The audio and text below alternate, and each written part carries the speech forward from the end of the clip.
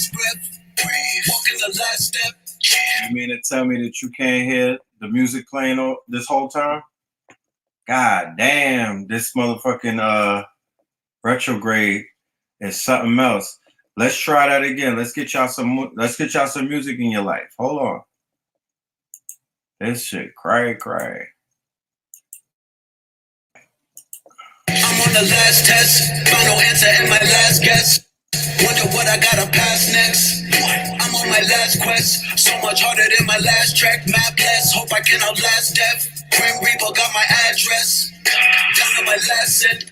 Cash spent from a check I don't even have yet from my last rent. Swear that shit has got me mad stressed. I inherited my dad's debt.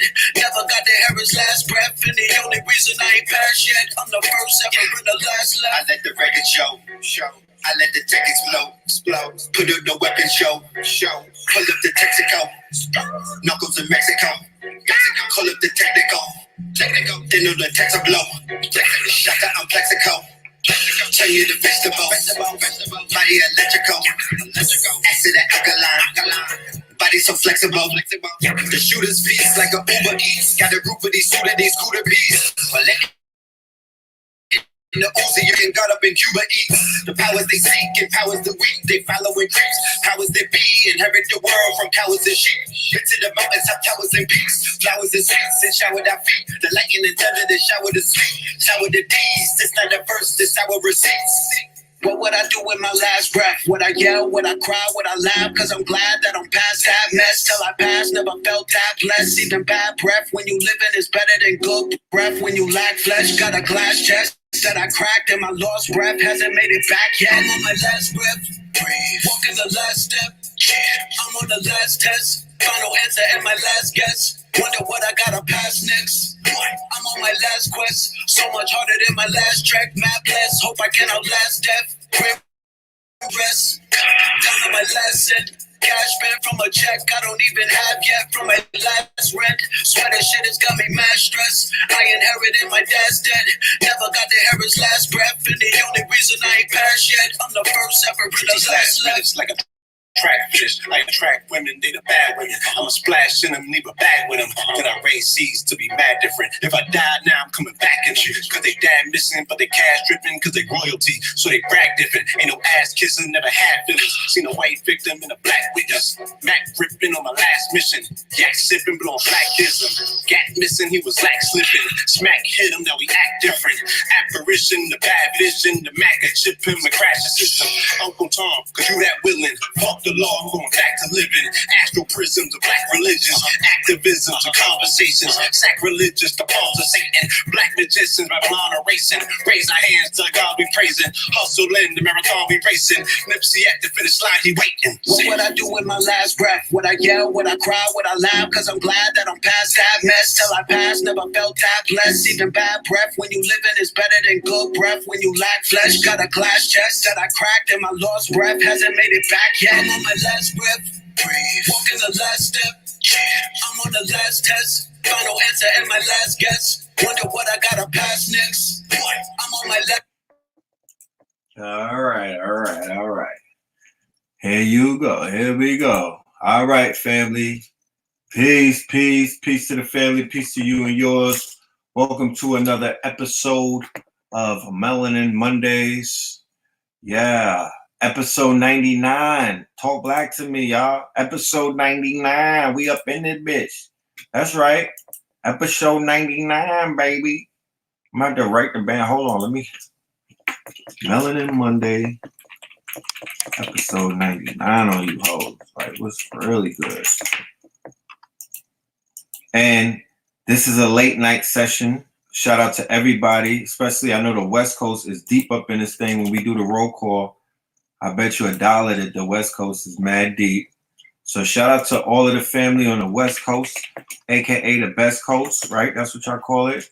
I saw y'all putting on for Kobe and his daughter Gianni today in LA, and that was beautiful. That was a beautiful sight to see. You know, all of the family. We had the Jordan crying with the new Jordan meme and all of that. So You know, good memorial. I didn't even see the whole thing, but good memorial. You did. Um, yeah, Melanin Monday 99, baby. All right, we finna do a recap. Let's do the shout out. Let's do this roll call. Damn, y'all ain't even wait for me. I'm out here typing up shit. How do we get new music to you? My email, the Mark125th@gmail.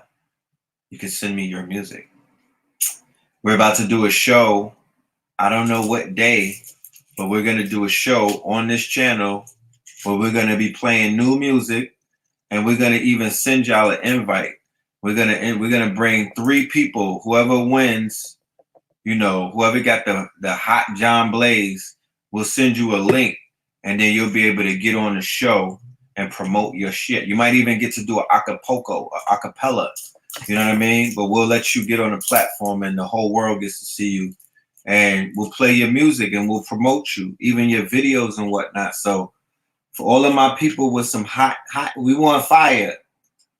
You know what I mean? We want fire. We don't want to make excuses. We don't need, you know what I'm saying? Like, we don't need no lukewarm. We need some fire.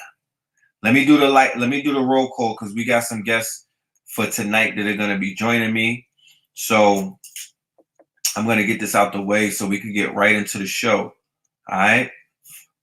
We have San Diego in the building. Like I said, I already knew the West Coast was already up in here. Shout out to San Diego. Shout out to NC in the building. Shout out to DMV up in this bitch. Shout out to Chicago. Shout out to Cali up in this bitch. Yes. What's the good? San Diego, y'all mad deep or something? Yeah. It was really hood. Richmond, Virginia is up in here. Atlantic City is up in here. West Palm Beach, Florida is up in here. Yeah. Allentown, Pennsylvania is up in this thing. Yeah, episode 90. That's right. Episode 99, baby. Episode 99. I can't do the accents right now. I'm sober. Merritt Island, Florida. South Central Los Angeles. 617 Boston. Dallas to NYC. Michigan. Flint. Inglewood, California. North Philly in the building. Alabama's in the building. Philly's in the building. Alabama's in the building. Y'all claiming Deontay, right? In Alabama. Tuscaloosa. Talk black to me. Waterbury in the building. Los Angeles is in the building. Okay? Tacoma is in the building. Shout out to Tacoma. Very a nice scenic route out there. Chicago in the building. Houston in the building. All of the families in the building. Winston-Salem is in the building. Chi-Town is in the building. Yeah, rest in peace to Kobe. Harvey Weinstein is on Riker. Iowa in the building. Toronto in the building. Kansas City in the building. Yeah, we really global. That's right. That's right. Yeah, we got our analytics right in front of us. Jamaica, Tennessee. Yeah, Wilder got smoked. We're going to get to that.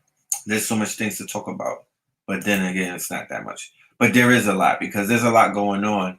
There's a lot of things coming up. And there's a lot of things that went down this weekend that we're going to go over. You know what I'm talking about? He got sent to a hospital. He's not on Rikers. Vegas in the building. He probably going to have a heart attack before he goes sit up in Rikers Island with them rambunctious shooters. You know what I'm talking about? He up there with the woos and the chews. Yeah, he's gonna have a heart attack. Yeah, to this day. All right, so we put it on the record. The whole world is in the building. No, Jay-Z got that red look. Don't say it. Look at somebody say, got that Jay-Z look. No, my guy. Jay-Z out here biting off the guard. How about that? All right. So this weekend, we had a monumental event in Connecticut, and we invited all of you guys out there, right? This weekend. We had a highly successful event. We had a highly successful event. It was well attended. All of the chairs were filling up. You know what I mean? Our people were showing a lot of support, and I was meeting people from a lot of different places, like Boston, like CT, like New York City. You know, and we had a beautiful, wonderful. It exceeded my expectations. The level of information that was disseminated this Saturday, and I'm gonna bring uh, the promoter, one of my brothers, the promoter for the show, my good brother Heru, who is in the building with me tonight. And we're going to go over the recap of the Facts 2020 before we get into the news and before we get into the current events and other things, and before we get into some announcements about some upcoming events that we have, along with the upcoming webinar, the part 2 for Fear of a Black or More Messiah 2020 Year of Fear. And with all of the things that have taken place in the last 7 days, you know, you already know. I'm not even going to try to push this on nobody. If you miss out on this one, if you miss out on the plate, the stove, people send a pot. Who killed Malcolm X? Who killed Pop Smoke? We're gonna get at what we see going on with the Snoop Doggy Dogg apology campaign, where they passing him around like a treesh or a thot. He's a pass around. He's a bust down for the boule right now. They got Snoop Doggy Dogg grabbing his pigtails and dropping it like it's hot. It's payback for all of the little girls he put in the dog pound back in the days, but he's getting divine karma during the Saturn-Pluto conjunctions. Don't cry for me, Argentina. You know what I'm talking about? Don't cry for me, Argentina. This is nothing to cry about. This is just 2020 flexing on you niggas because, like I said, if you have not seen the show that we did with Ross Ben is in the archives and it's timestamped, I highly suggest that you dive into the archives. Well, go ahead and subscribe to this channel first and foremost. If you're not subscribed, please subscribe and hit the like button. But go into the archives and go pull up the show that we did with Ross Ben. And Ross Ben gave you the forecast for 2020. No, he did not speak on Wilder Fury. I need a whole hour for that. Let me warm up. You know what I'm talking about? I don't have an engine. I'm a Tesla. Let me get my battery. You know what I'm saying? Let me get my charge up. And then we're going to go in on your good brother, Dante. We might end it off on Dante. We might finish out the round. We might finish out this boxing match with your boy, Dante. We're going to get on Deontay. We're going to get at him. You know what I'm talking about? And there's so much, I mean, even in the lecture that's coming up, Fear of a Black or More Messiah. We're gonna explore what we saw in Las Vegas. We're gonna explore the ritual that took place this weekend. We're gonna explore the fallout that comes with seeing one of our quote unquote heroes, our heroes, get the shit beat out of him on Black History Month. You know what I'm talking about?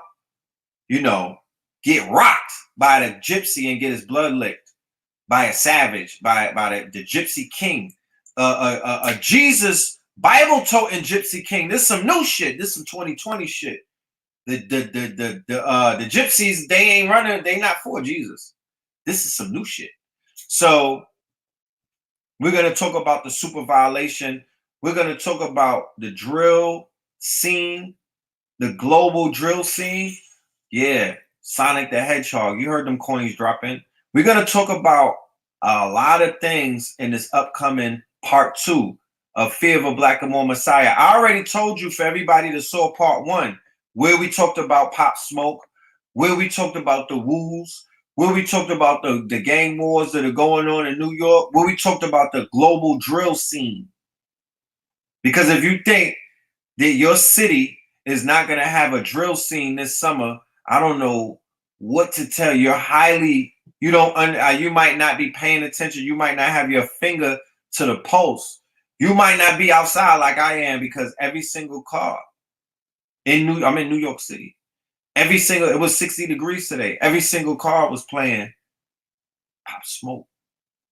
Shout out to rest in peace and rise in power to the God, Pop Smoke, 20 years old, a legend, right? In these streets. Got to give him his respect. But the way the rituals work, we have to pay attention to how rituals work. We got to pay attention to how sacrifice works.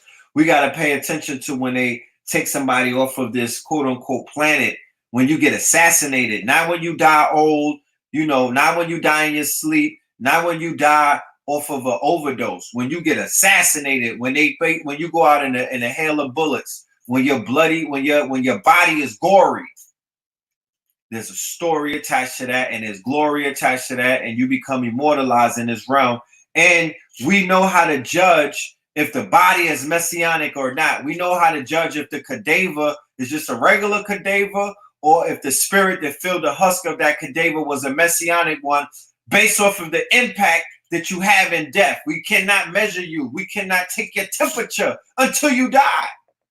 That's the planet that you niggas have incarnated on. Don't get it fucked up. We will not celebrate you when you are here. You get some roses, but you're not getting the bouquet of flowers that we have waiting for you until you check out and we run your credit. And his assassination is going to make drill music a household thing, not just in Brooklyn.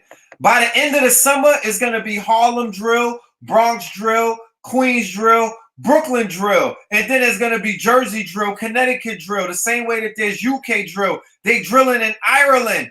People don't understand what drill music is. In order to drill, you got to kill. In order to be a driller, you got to have an op.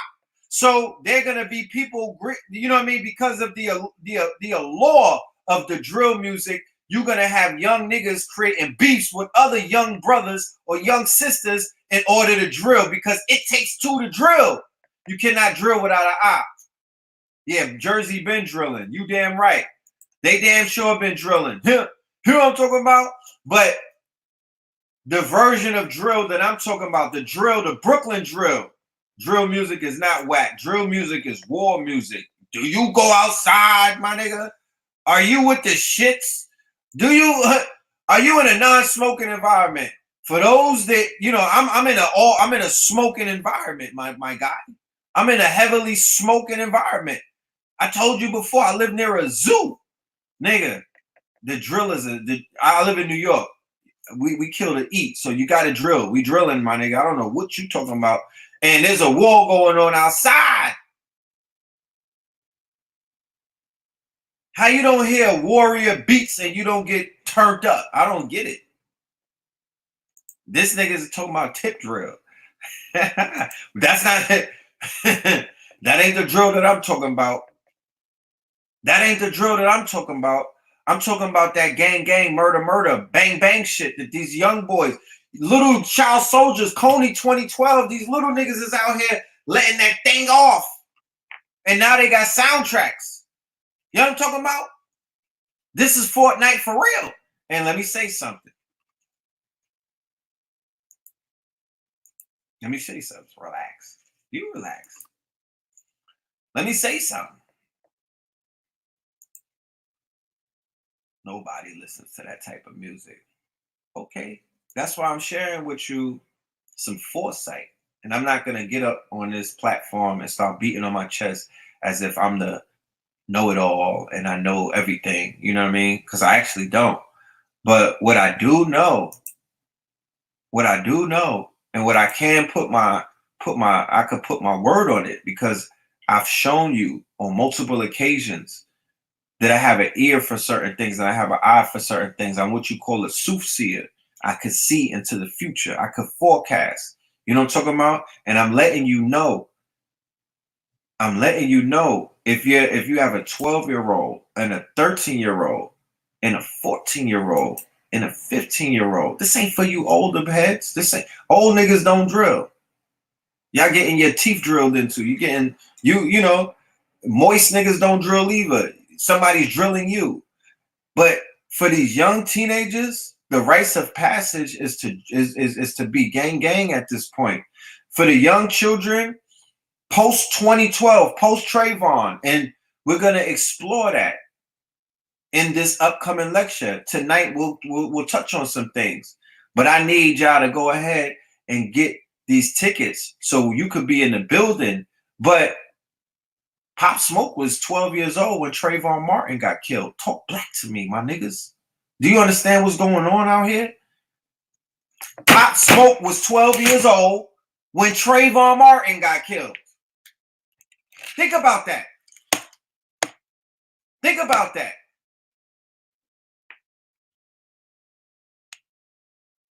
He was 12 years old when Trayvon Martin got smoked. When the beginning of this new era began, because I laid it down in 2012. I did 2 shows. I did 3 of them called the Trayvon Factor, the Trayvon Martin Factor. You could find that on Google. I forecasted, I even knew that he was going to be acquitted 2 days or 3 days before he got acquitted, because I knew what I was watching. Because I knew that Trayvon or Zimmerman was not on trial. Black America was on trial. Not just Black America, the 12-year-olds was on trial. The 13-year-olds was on trial. The 15 and the 16s and the 17s, the black youth was on trial. And they were calling it the Black Hood because Trayvon Martin got killed with a gray hood on. Go and Google his quote-unquote, his murder picture when he was laying in the quote-unquote hangman stance. Did anybody ever see his murder picture when he's laying on the lawn and his feet is crossed the same way that the upside down picture on a tarot card is? Do you know the fucking ritual that took place when they smoked the Mason's son during the All-Star game in Seminole County? Oh, my bad. Y'all don't know because y'all worrying about if God has nipples or not and all of that other fuck shit that you entertain all of your lives. His father was a Mason. And Zimmerman's father was a Mason. And they killed him in Seminole County, Sanford County, which was originally incorporated as Seminole County in Florida, next to Orlando, during the break during the halftime show where Wild Melanin was out there in the Orlando Magic Theater. Y'all not ready for this shit. They cooked niggas. That was a super ritual in the beginning of 2012 in February. And after Trayvon Martin's quote-unquote assassination, they start murking you niggas. And you ain't have no get back because Zimmerman is still here. All rituals. And niggas been tucking their tails ever since. They demasculated our people to the point now, last week you had one of your favorite basketball players saying that he co-signs cutting off the penis of his son. It's devolved into that. But I'm going to show you the Essence cover where Dwayne Wade was on the cover with Young Zion with a fucking Trayvon hoodie on talking about we are Trayvon. And I because everybody that ran with that spell, something is going on with them these days. Something is going on with the young children who got psyop. They got psychologically operated on during the Trayvon Martin death ritual. A lot of them became moist. A lot of them tapped out. A lot of them became drillers and killers. A lot of them became the shooters in Chicago because they didn't take none of their angst out on nobody that didn't look like them. They started popping off on each other. That's why the gangs exploded after Trayvon got killed. They signed Chief Keef right after they fucking killed Trayvon. And niggas ran to the drill scene where they could celebrate killing black people. That's a fact. And you ain't murked nothing in the white and the quote unquote the Fortniters, whatever you want to call them, the oath takers, the oath keepers, the alt writers, whatever name that you want to give them. They all one gang. They all come from one gang. They start drilling niggas unapologetically after they killed young Trayvon Martin, and after Zimmerman got acquitted, they've been drilling niggas ever since. And nobody got answers to that. So what I'm saying is, that whole generation that witnessed all of that, witnessed all of that, the Pop Smokes and all of them, we here to deal with them 8 years later because they 20 years old now. You know what I'm talking about? And the big homies never showed up for them. So now they have their own cliques. They formed their own gangs. They're their own big homies. You know what I'm talking about?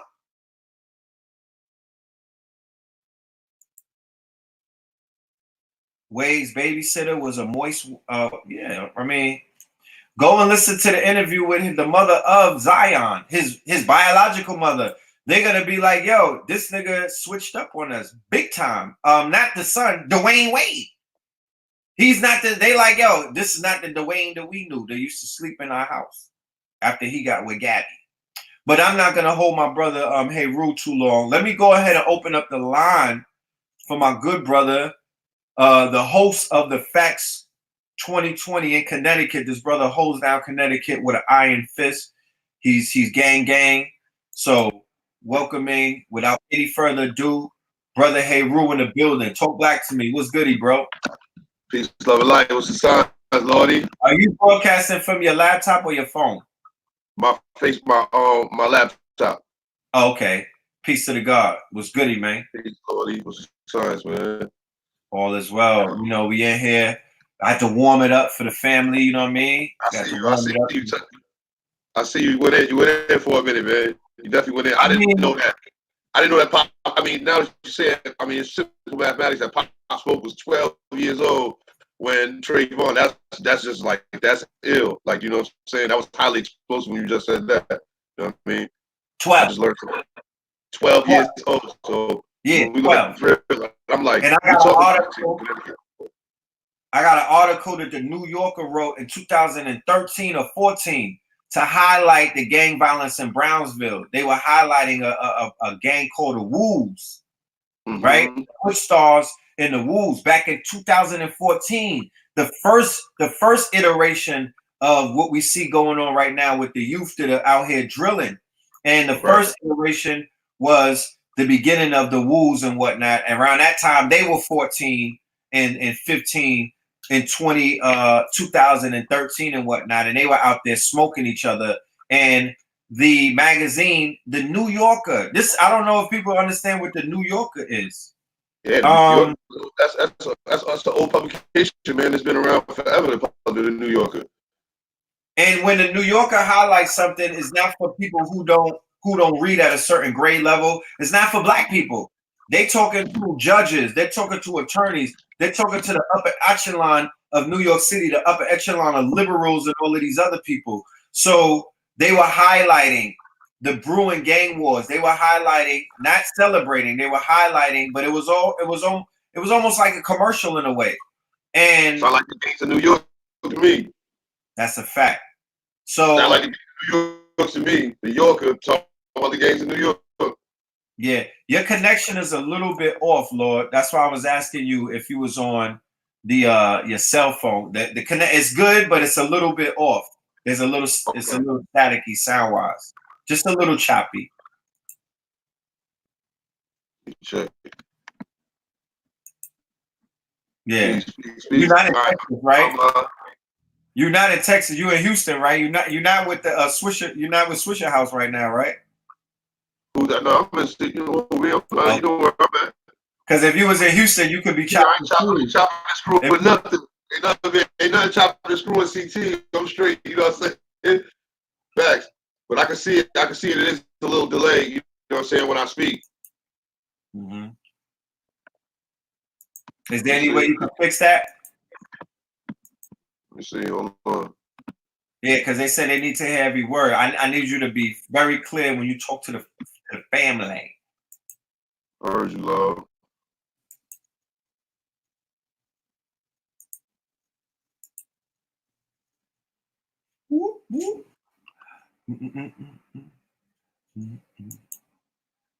I'm gonna send the links in a minute, sis. Matter of fact, I'm gonna do it right now while we wait for the gourd.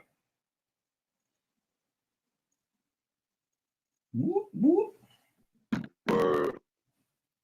Mic check 1 2 1 2 1 2. Is that better yet? No. Not yet.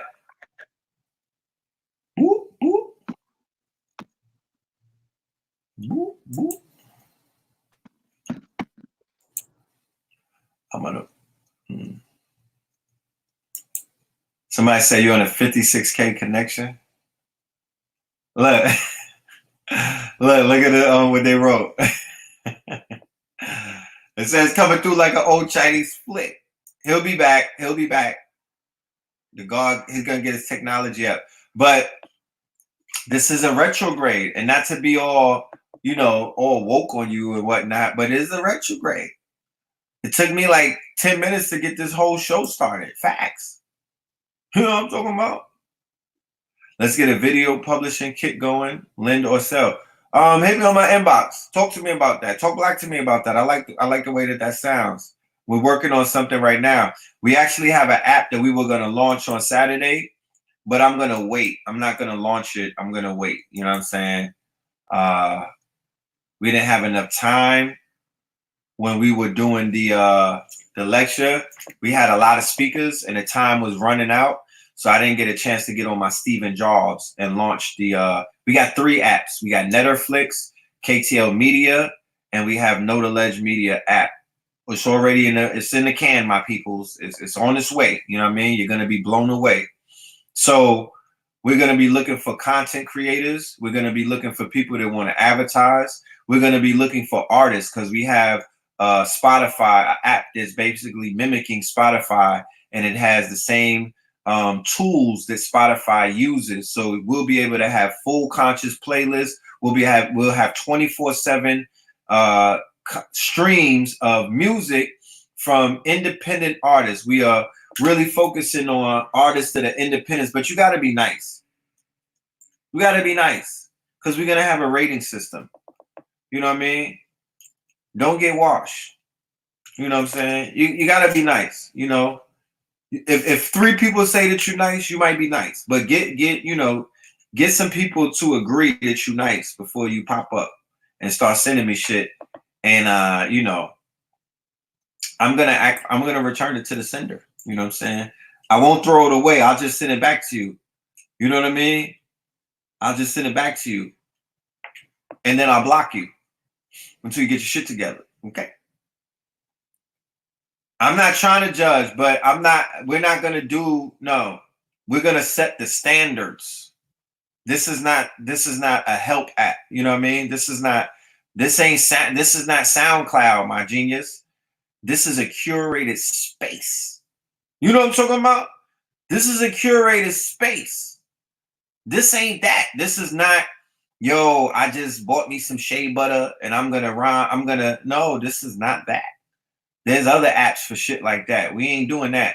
All of our shit gonna be John Blaze. How about that? You know what I'm talking about? Yeah, this ain't The Voice, my niggas. Chairs is not turning around when you niggas press play. This is not that. You know what I'm saying? We want some heat. We want some heat. We want the gods to step it up because I know what you got in you. I know that we got the next outcast out there. I know that we got the next day. David Bannon not rapping no more, is he? He out here doing his woke shit. So somebody got to fill in that void. You know what I'm saying? Oh, this is Pup. Pup is in the building. Shout out to Pup. Pup is a legend.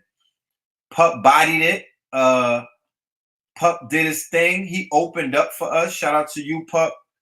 Pup, hit up Hey Rue if you want to get a link so you could come in and chop it up as well. Because I was sending out emails so people could come and chop it up. Matter of fact, put your email in the chat right now, and I'll send you a link so I can bring you in if you want to come in. You make beats, we're going to have a whole segment for beat makers so you could get paid. You know what I'm talking about? We'll have a whole thing for beat makers on the Spotify app that we have. So you can have, I could go right to the studio. I'm just coming from the studio, laying down some heat, by the way. You know what I'm saying? That's why I'm in my bag right now. I'm talking my shit because I know what you got in you. You know what I mean? And we not doing mediocre in 2020. That's some 2019 shit. We doing par excellence. We're not doing subparness in 2020. That's not what we doing. You know what I'm saying? That is not what we doing.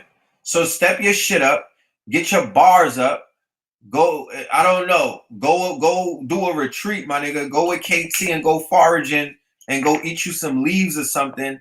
Go get you some sea moss. Go meditate. You know what I'm saying? You know, whatever you got to do to tap in, but you need to tap in because I could hear certain people's music in a minute.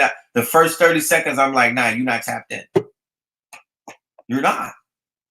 You're not tapped in. And the music that we doing and we promote is from niggas that's tapped in, because there's too many people that's tapped in to let tap dancers, waste our time. And that's no disrespect. Shout out to King Simon, Bumbleclot in the building, Rude Boy. And he's even an entertainer. I used to do the pepper seed to King Simon's music back in the days in Biltmore and Tilden Ballroom. I used to bogle to his shit, bro. So he even knows what it is. He used to do showcases, still sharpen steel. So that's what we finna do. We're gonna sharpen your steel, because SoundCloud and YouTube and all of these fucking mumble rappers, they got like 800 million views. You niggas don't need to be viewing them. They got enough people looking at them and spinning there and streaming their music. They have 300 million people in one day watching the fucking niggas cook up in the kitchen with big booty strippers. So they got the whole world watching them. They're good. We need you niggas to put your eyeballs on what we doing. It's like I said. Oh, let me bring Hey Rue back in. God is in the building. Hold on. Return to the God. Peace, Lloydie. Peace, Lo. Oh, that sound better? Nah. What you mean, man? Starscream, my nigga. You still sound like Starscream. Oh, that's some bullshit, man. That's some bullshit for real. I'm about to just go for my phone, B. Okay, try your phone. Try your phone. No, you could try your phone. Yeah, I'm gonna try my phone, man. I'm just Okay. my phone, man, because you know what I'm saying. I definitely want to. Yeah, you had the lit iPhone when I saw you. You good? Yeah, that's what I'm gonna do. Yeah, try the phone. Let's go, Steven Jobs. Yeah. What's the email to send the music? Let me put it up right there on the banner. You see the ticker that's going right there? The ticker. You see the ticker? You see this? The ticker, the red thing? I'm going to put it right here. I'm going to put the email right there so you can send it. Like I said, be confident when you send it. You know what I'm saying? Be confident. I don't want to dissuade anybody, because I'm not trying to be an a-hole. I'm just trying to be the big homie. I'm trying to be an A&R.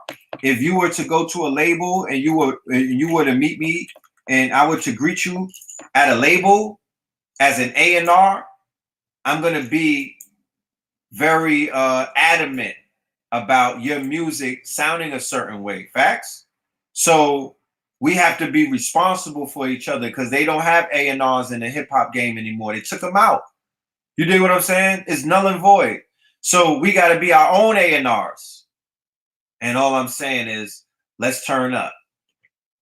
Let's turn up, because we have to penetrate through the quote unquote sound vibration of the music, fam. I know other things, sports, they got conscious basketball players out here dunking on niggas.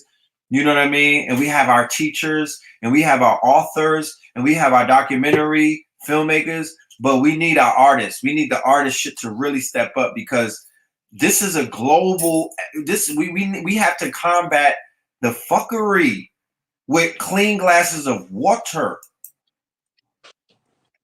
Lordy, what's the signs, Lo? Oh, there you go. Hold on. Gee, that's what I'm talking about, man. Shout out to Steven Jobs and an iPhone, man. Word. Technology. That's one of those facts, man, that we got to deal with, man. We got to deal with technology. If you ain't fucking with technology, you left behind. That's what we talking about. That's how we touching the millions. Yeah. Man. You know what I'm You saying? see how the ancestors work, bro. The facts at food, art, clothing, technology, shelter. And you came on and you had a technology issue and we troubleshooted, and then boom. Period. No more, man. Yo, thank you for inviting me to the show, man, today, man. Yo, love, tell you the weekend was great. Facts Initiative in Connecticut was a success. We was dealing with numbers, high mathematics, second month, 22nd day, 2020 at 2 o'clock at 224 Farmington Avenue. We wasn't playing around, so everybody who came in the building, they got them coordinates, and it was like a download. Fact. Hold on, real quick. I see you in the Q Blue Pill. turn your phone the other way, landscape, and then come back in. So you're, yeah. Landscape the other way. You just had it. Yeah, come back. Oh, man. Yeah, so talk to the family, because you Yeah. know I don't want to toot my own horn. Let the family know how the vibes was. Yo, the vibrations was really high, and to the point where we talked about the marketplace and how we could get to the bag, and what the bag really was the vision. The vision was the bag. You know what I'm saying? Because everybody in the building was an entrepreneur, was seeking knowledge to better themselves. It wasn't like it was some people who came to drag their knuckles, how we say. You know what I'm saying? Wasn't no knuckle draggers. They really came to sit and get this work. You know what I'm saying? 6 hours from 2 to 8 and sit and get this work, man.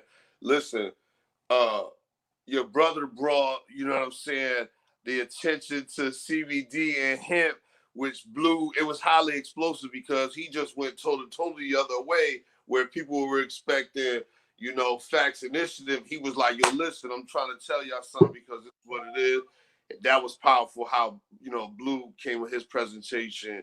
Well, without any further ado, I don't wanna hold the brother, because you speaking them into existence. We got we got peoples in the building.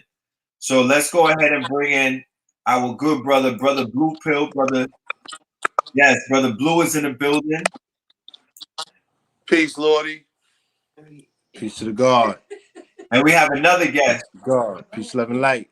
We have brother Kevin Muhammad in the building as well. Let's go ahead and bring the God in. Whoa. Peace. There we go. Indeed. Yes. Peace to the God. My good brother. Peace. Like salam, my brother. How you doing? Peace. I'm All good. is well. All is well. All is Peace, well. Lordy. Yes. Yes, peace to Yo, God. so as I was saying, Hold on, wait a Peace. minute. Somebody's audio is a little choppy. Ooh. Is that my audio? Yeah, your audio is choppy. It's not woo. Okay. Peace. Is that better? Peace. Can you hear me? That was bad. That's how I was. I might have to mute the mic real quick.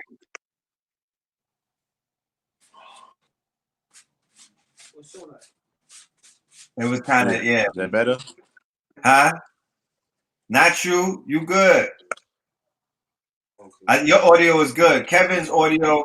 Kevin, if you go back, there's an option right there for camera and mic on the back page. If you see it, it's the third button. If you fiddle with the mic, see if you can choose another mic. Maybe the internal mic from your computer will be able to broadcast. But I have it muted right now. I'm gonna unmute you in like 30 seconds to see how it sounds. And it is the retrograde, so we do have challenges. Shout out to the legend in the building, brown bag legend in the building. Peace to the God. AB, Ghetto Shaman in the building, Royal Immortal. Ghetto Shaman. Shaman. I have a studio session. Legend. All right, let me unmute it. Let me unmute your mic, Kevin. All right. Peace. Can you hear me? It's still buzzing. Yeah. Still buzzing. You might have to use this phone. You might have to use your cell phone then, like Meru did. Okay. You got the light, Tyreek. Yeah. Oh, you go long, man. You could leave and come back in. Just open it up on your phone through the app, through the email. Open it up, and it'll take you right into the room the same way. Facts. All right. Facts. It definitely will. Yeah, so you know. Yeah, I can't stay too long, so let me get in and get out. Yeah, get it in. I don't hear Blue. You don't hear me? You can hear Blue? Yeah. You can't hear me? I can't hear him. I can hear him. Can you hear him out there, family? Yeah, ask the chat. Can you hear Blue Pill? Don't got light. Check the room. Yeah, they hear you, bro. They hear you, bro. Okay. All right. Yeah. Okay. So yeah, salute to Connecticut. You know what I'm saying? Salute to the family out there. Salute to the Hartford CT family. Salute to you, Heru. Salute to Trav. Salute to the young sister. Salute to the poet, the poetess. Woo. Fire. Fire. We ain't talking enough about her. I was suspended in animation by the bars. I had a Maxwell moment. You know the commercial, the Maxwell moment where you sit on the speakers and your shit get pushed back. Yeah, I got a delayed response. Like 3 or 4 days later, I'm telling her how dope she was because it was just What was her name? What was her name? They asking what her name is, Heru. Who you speaking of? Sabrina, right? Or they No, the poet. the poet? Oh yeah, that was Yex. Yex. She is out of Bridgeport, Connecticut. How do Fire you spell her artist. name? It's Yexandra. Yexandra Diaz, if I'm not correct. It's YEX. I don't want to misspell her name, but yeah. she's actually out of New Haven. She's from New Haven, Connecticut. Um, but I met her from being in the poetry circuit.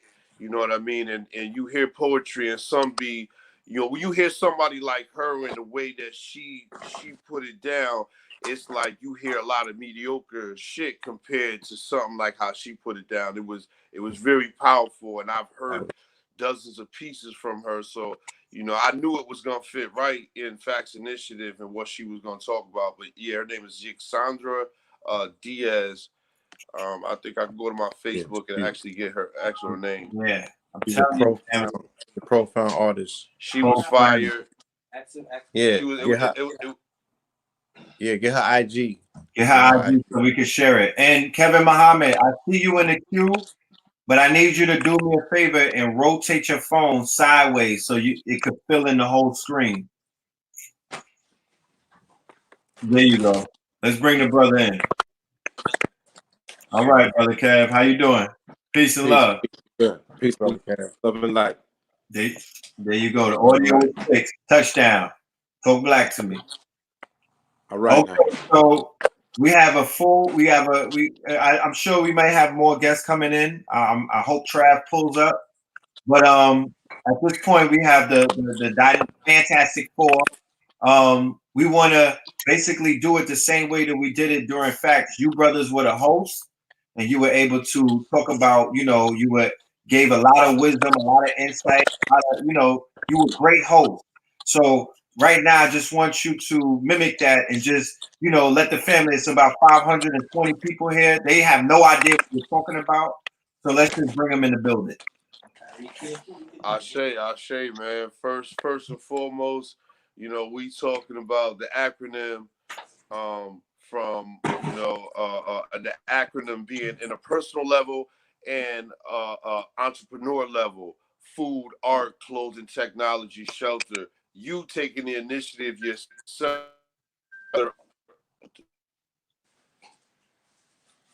He disappeared. We don't pay no light bill.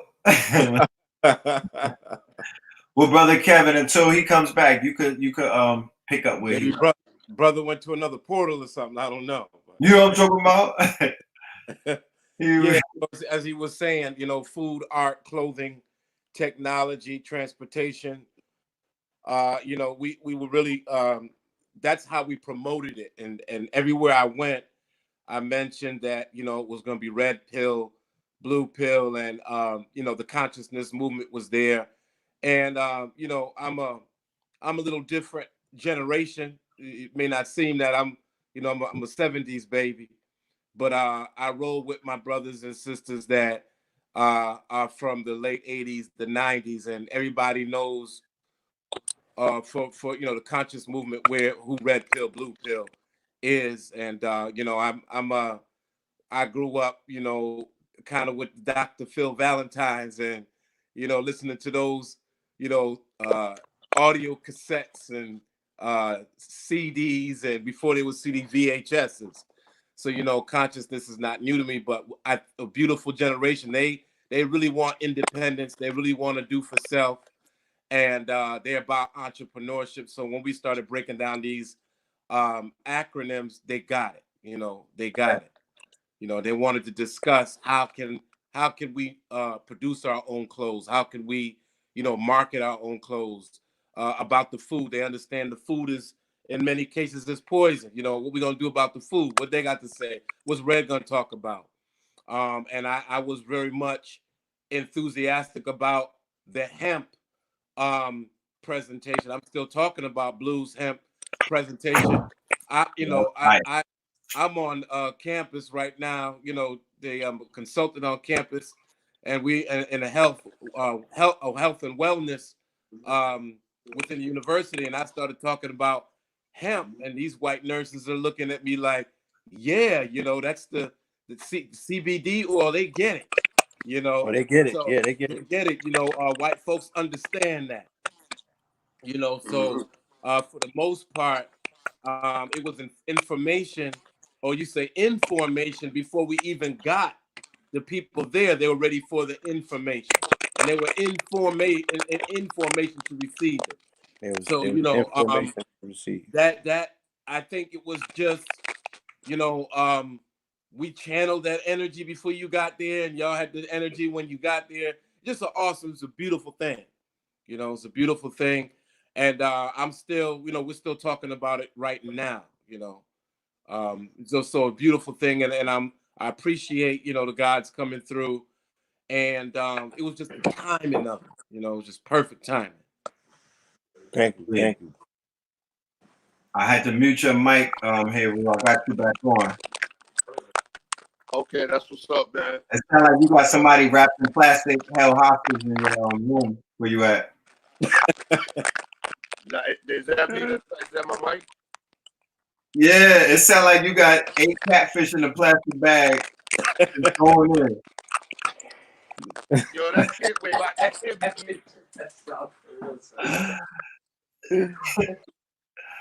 What's going on? Here's Mike. Oh yeah. Can't unmute your guest to it. There you Mic go. check, mic check.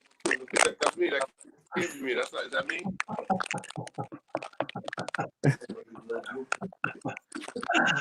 Somebody said turn the fan off.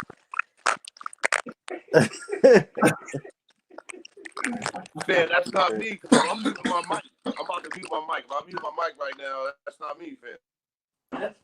It is. I muted. The mic is muted. I don't hear no more. Is that you, Blue Pill? I muted everybody's mic. Let me just see real quick. I gotta find out who's it sound like. All right, Blue Pill is unmuted. Yeah, you hear me? Yeah. Yeah, my shit ain't chicken scratch. I don't know. Like I'm hearing a little bit of feedback from your phone. Are you hearing feedback in mine? The nigga coughing behind you, saying he got the coronavirus. What's going on, doggy? Stop cough shaming, right? Yo, we was in China. They was sending people to come and quarantine you right now, man. You know how the Chinese people is popping up like Agent Smith, just dragging niggas. That's a fact. All right, I'm a unmute. I'm gonna unmute Kevin's mic. Yeah, that's you, Blue Pill. You can unmute the mic here, Ru.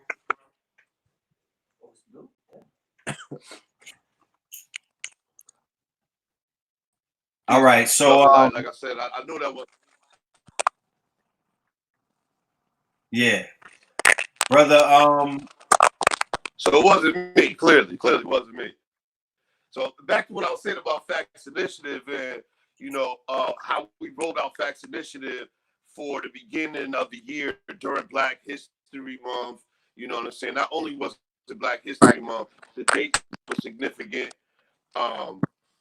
and people were in alignment by seeing the date, seeing what type of information that would be there, and like you said, somebody else said, the seats just started to fill up, and before you know it, it was a full house, and people were exercising, group economics by going around and spending money in the room with all the vendors.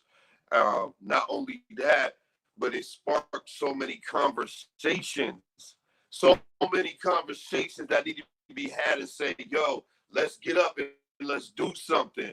You know what I'm saying? Let's do something about, because Red and Blue had a solution with an application. They came and brought it to us. Kevin Muhammad had a solution and an application, and he gave it to you.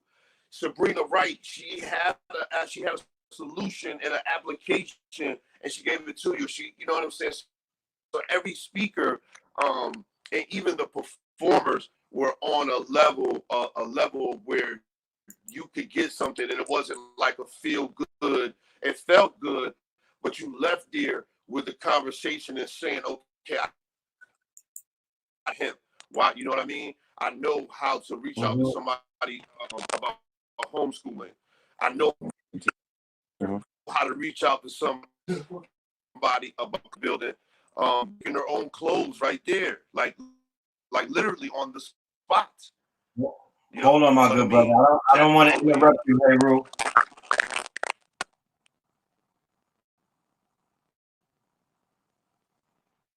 It's audio, man.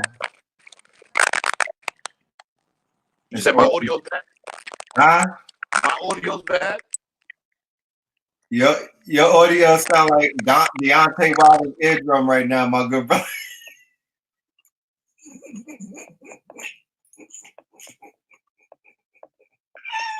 I don't want the Gypsy King to come and lick you, my brother. Audio is bad.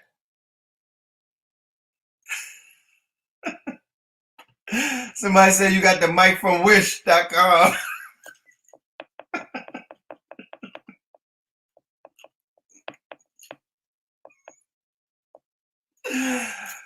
I ain't know the Obama phone came with a camera.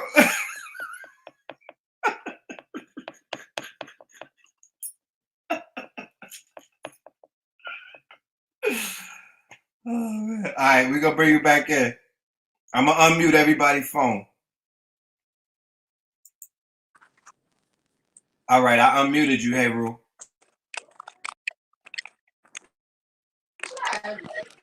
Yeah, I don't know. Look out and log back in, man. But you know what I mean. Does it still sound choppy? Yeah, if your phone is from China, that shit got the corona.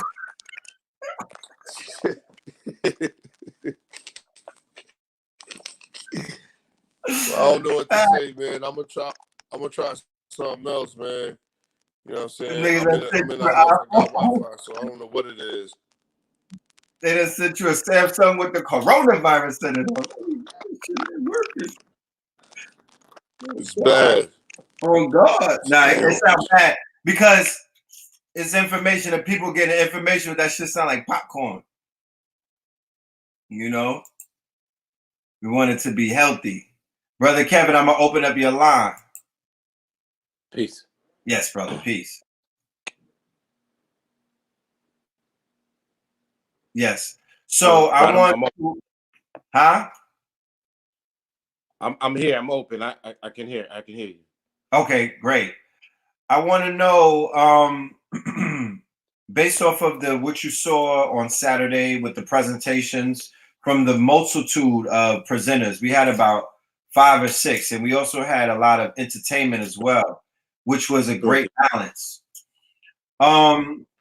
And I recall when we got up there, I was informing the audience that, because if you don't see melanated people doing entrepreneurial endeavors or being illustrious on the quote unquote mainstream media, that doesn't necessarily mean that it's not happening.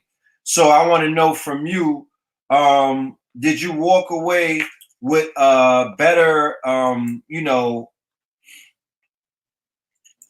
I would say did you walk away with a better outlook on the future of our people in terms of especially our generation? Because I'm a 70s generation as well. But did you walk away with a better perception of the progression of our people? And when I say our people, it's our circles, like our networks, not outside of us, people who just got melanin. No, I mean the people who are on a similar vibration. Right. Yeah, I walked away feeling very hopeful. You know, I walked away experiencing the fact that there are people out here that are really trying to find their gifts and their talents and market their gifts and their talents.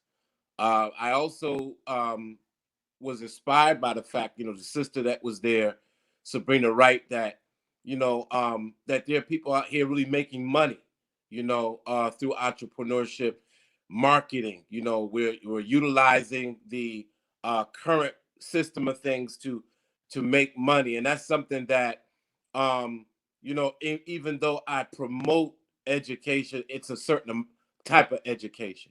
Yes.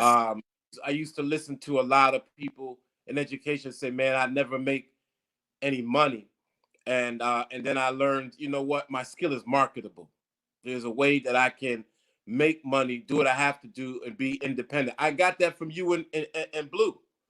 You know that we're not getting the information where we can market. You know, I was today. I'm still talking about it. I was telling somebody the brother broke down that hemp came in the country, you know, in 1619 when we came in. You That's know, something that we've been utilizing, you know, before we were slaves and brought it in here, and now all of a sudden there are white folks that are utilizing what comes that what we brought into this world, you know, new world, and they're getting rich off of it. that's And fact. then, you know, Face. he mentioned CBD and then CBG coming. I mean, there are people who study trends and what's coming in, and they're making money. They're investing. You know, if they're not directly selling it, they're investing in the product. And when you look at people making money, that's how people are making money in America. You know, they're not going and working at the Walmarts. And, you know, so I walked away feeling like, one, I got to find out what businesses, you know, are lucrative, and then how do I either directly sell or invest or I walked away feeling like there's a lot of money out here to make, and we just have to go about doing it. And so everybody that presented is somewhat independent, you know, or independent, and I walked away saying, you know, I'm in good company because I'm also entrepreneurial. Yeah. And that way to make money out here is to become entrepreneurial and be free to speak and talk and make an impact in your community. I felt that when I left this event. Indeed. I'm glad you're able to articulate that. Our modus operandi, ultimately, what we stand for is, you know, like it was said in the lecture, that we're campaigning for 2020. We're stumping, you know, we're not just doing, this is not a lecture, we're actually campaigning. When you see Facts 2020, it's an actual campaign. It's a solution-based initiative that we are going to bring around the world, because we already are negotiating getting into the UK with it and going on to the continent to introduce it to brothers and sisters out there. But, you know, we want to empower our consortium. We want to empower our network. We want to empower our listeners and the people who follow us, or the people who are inspired, primarily because when we're doing these lectures and when we're decoding and when we're doing, you know, Instagram videos and whatnot, the family is not aware of our entrepreneurial endeavors. The family is not being introduced to our network of entrepreneurs. You know what I mean? Unless you're a decoder or you're somebody who could add on to the information dealing with the news that's in front of us. But what we're dealing with the Facts Initiative is something completely different. The people who we come into contact with in Facts are the people who was listening to the information and then took the information and did something with it. Okay? They're the practitioners. They are the quote unquote doers, because you have the thinkers, you have knowers, and you have doers. We are taking our time out and we are addressing the doers, because no one speaks to them. They don't have platforms, they don't have outlets, they don't have outreach. So that is what the network of the Facts Initiative represents. Let's bring Heru back in, my good brother. I hope my volume is right. Is it better? Better, my good I had to go outside, man, and tap into nature, man, and come outside, you know what I'm saying? That's and right. Get some shoe on my face, you know what I'm saying? Let the wind touch me, you know what I'm saying? Look at the stars and all that, man. But you just brought up a good point when you said the doers. And, you know, Trillionaire Trav, Sabrina Wright, Brother Haru, we're all doers. You know what I'm saying? Kevin Muhammad, he's a doer. You know what I mean? We're not just sitting on the soapbox talking about it and, like you say all the time, mental masturbation. We're actually taking the solutions that are given to us and we're applying them. You know what I mean? No matter how many solutions it is or how many opportunities it is, we don't let them pass us by. So coming off of Facts Initiative, and I think it was 2016 in Waterbury, Connecticut, we chose to apply the solutions and take the acronym and live it, like actually live it and apply it.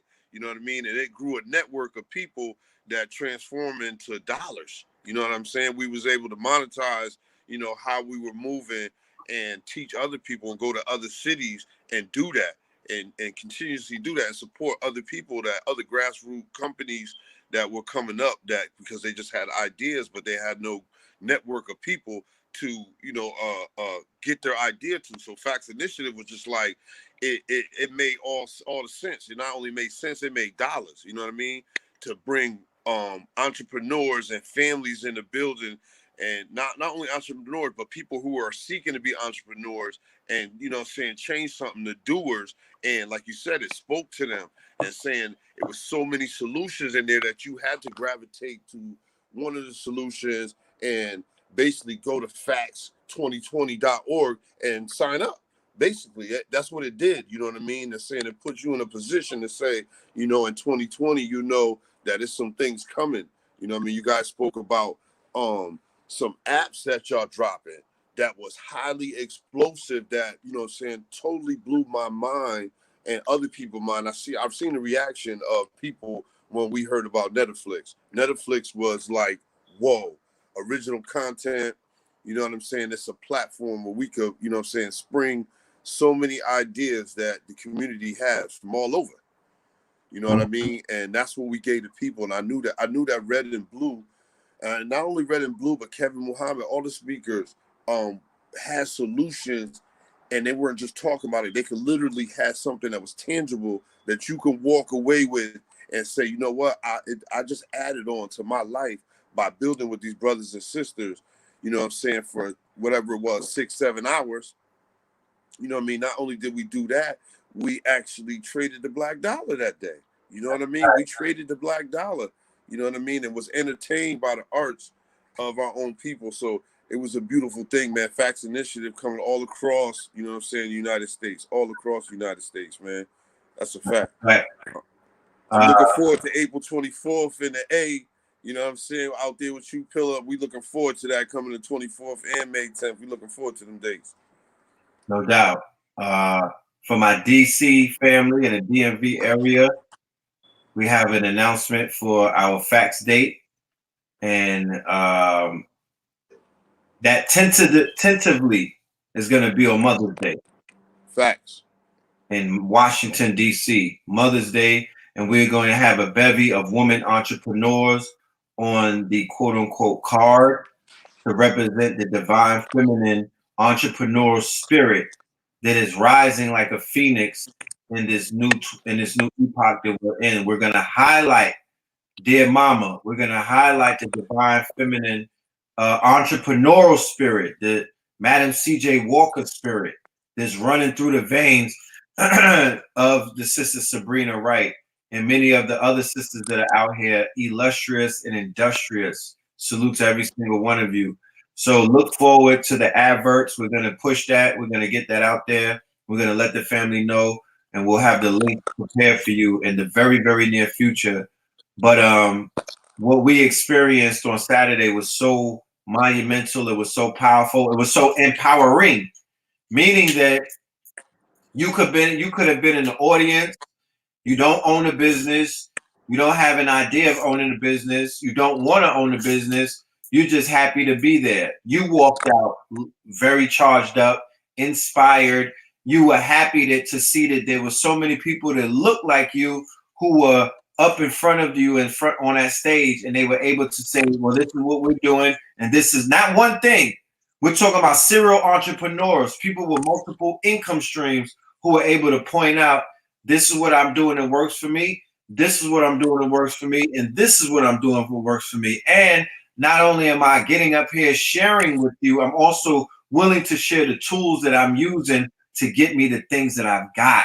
That's very important when individuals are willing to share, because there's something that I want to share with the family and they might not be familiar with it, but I've spoken about it on many occasions. The difference between public and private that our people seem to be confused with. Now, I'm going to say something, and people may say that I'm wild for saying this, but I sent Mark Zuckerberg an email on Facebook. I wrote him. After they said that they were going to take my page and terminate me, I said, Mark, Mr. Zuckerberg, this is Red Pill. I say thank you, Mark, because you basically smacked me upside my head and you basically woke me up to the madness that I was out here perpetuating. Because here I was, Mr. Red Pill, on your public platform, giving out private information. I apologize. Namaste. You deserve to be on my tail. Because what happened with the internet, and especially social media, is this, that brothers came around with private information and flooded public spaces. And for that, they're getting their ass kicked out of public spaces, and they call it censorship. But I'm calling it putting people back in their right place, because information, the level of information that we're sharing with the family is not for the public forums. Right. It's not. So how can I be mad at Instagram and Facebook and what's the other one that they own? The shit that the Africans be using. I don't know which one that is. The app that everybody from the islands be using, fam. TikTok? Yeah, because the TikTok. No, it's the app. WhatsApp. WhatsApp. And remember, Mark Zuckerberg owns WhatsApp. Okay, yeah, okay. The Facebook, TikTok. right? So what I'm saying is that the information that people are putting out is private information. So they are not allowing it to be seen in the public realm anymore. They're scrubbing the internet of what they deem to be private information. What's private? They're like, yo, you niggas supposed to take that behind closed doors. This ain't for the Instagram stroll, is for Lizzo. You know what I'm saying? People that are selling hair and eyebrows, authors, people that are selling books, and people that are posting up memes. Not for you niggas that's running around giving the keys and the clues on how to solve black people's problems. You know what I'm saying? Not for you niggas trying to sell real estate. Not for you brothers out here doing Gary V type of inspiration, trying to do a live. They're like, no, that's not where you do it at. Take your ass into the Marriott. Take your ass into other places. Take your ass to Zoom. Take your ass to StreamYard. Get off of our public places with all of this. And I wrote him a letter. I said, yo, fam, thank you because you woke me up. Because I'm out here tripping, throwing out all of these jewels and pitching pearls when I'm supposed to put that in its proper place. In a lodge, in a fraternal order, inside of an organization where people are actually card carrying members. Thank you, Mark. I was out here slipping because the public don't respect private information. They will not value it. The place where people value private information is in private places like private school. Imagine if a private school teacher ran up in a public school talking about Fibonacci sequences and all of this stuff you know what I mean? They're like, what are you talking about? They're not gonna appreciate the level of intellect that somebody that's coming from the private sector into the quote unquote general population where the masses are asses. That's called a profane in Masonic circles. So I'm never doing that again. I'm not doing that. I salute you for that, Ray. I'm not doing that again. Somebody said get an app. Well, we got an app, sis. Yeah, we solved that problem. We jumped ahead of the solution. We ran. The problem was on our heels, and we took off with a solution. So we're not reactionary because we were actually working on this before they started censoring us. We're proactive. And like I said, the heat that they got out here where they taking channels away and they erasing people from the internet forever, they need to do that. Half of these niggas ain't talking about anything anyway. How about that? Let's bring Kevin back in. A lot of the people who they kicked off of the internet was called noise to begin with. They were out here spreading viruses and being very toxic. So I'm not really that mad at that. How you doing, brother Kevin? Back with us. I'm here. Peace. Peace and love. Peace and love. Yeah, people do not respect free information. So I think that those days are over. You know what I'm saying? The new business model is subscription based. Y'all got to get with the times. Everything has changed. Even on Instagram, it's pay to play on Instagram. It's pay to play on Facebook. You should not be on social media and you're not in a social network doing social network work. And social network means you paid Facebook $10 to promote something of yours. You play that game because you could win that game. Other than that, Trav said that. Not to cut your wisdom, that was something that Trillionaire Trav said that, you know what I'm saying, people were too worried about putting their business online and not putting their business, you know what I'm saying, on social media, where it's like the things you got on social media, you put all your business out there and all the wrong things instead of putting out that, you know what I'm saying, that app that you just subscribed to, you know what I mean, by going to facts2020.org and signing up right now. Don't wait right now. Like, you know what I'm saying? You can put this on pause. Go ahead and go and sign up to facts2020.org and you'll see exactly what we talking about. Like, ain't no more, you know what I mean? I'm not saying it ain't no more talking, but you know what I'm saying? We really mobilize it. You know what I mean? yes, It's mobilized time. It's mobilized time. We've been in class for too long. We graduated. Whoever made it to 2020, that was your graduation.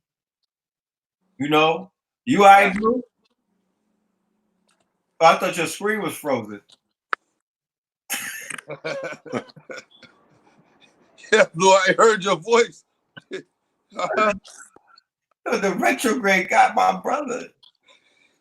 Matter of fact, Red, one of the things that you'll learn as an entrepreneur is that people won't respect a lot of times something that you give them for free. You have to charge them for it. They put a value on it. They respect it. When I first started my services, I used to go and consult. I used to go and have, you know, a way to get people to get services for free, you know, through government process. And I found out that when you tell people they got to pay if they're, you know, late, they got to pay for this service. They might frown, but they'll come. They know they're gonna be late. They're gonna pay extra. When you put a price on something, people value it better, and it's a phenomenon. When you put a price on it, put a value on it, people respect it, and people honor it better. So, you know, I understand how, you know, you just kicking the facts a little while ago about, you know, when something is free, you know, it really doesn't carry the value. People don't really respect it. You really have to pay for it. When you pay for it and promote it that way, the people that really want it are going to get it and honor it and respect it and put value on it. You know, so I understand that. I understand that. And I shared something as well when we were doing the when I was up there talking, and I shared with the family that you might not have known who Sabrina Wright was before she got up in front of you and spoke to you. But after she finished speaking to you and she went to sit down, she added value to who she was, to everyone in that room, right? Because what she was able to deliver to them, they were able to see the value in her. When Puck got up there and performed, before he said a word, people may not have known who the brother was and was like, who is this brother in front of us? We came in to see Red and Blue. But after he finished performing, he added value to PUP, his brand. People were like, yo, that's hot. When the brother from North Carolina came through, right? The Galactic Guardian. Yeah. Ilanura L. Whoo, man, he bodied that. Definitely. And what I was saying was this, that for our brothers and sisters who don't realize that we have value in each other, that was the perfect example to say that ye are rich. Stop playing yourself. Stop devaluing yourself. Stop forfeiting your wealth and giving it to somebody else and acting like white ice is colder than black ice. Stop acting like we can't do the Midas touch and turn each other into gold. Because if we see the value in each other, we have to add that value, and we have to share that value, and we have to reciprocate that value. So if you see the value in your brothers and sisters, you have to honor that.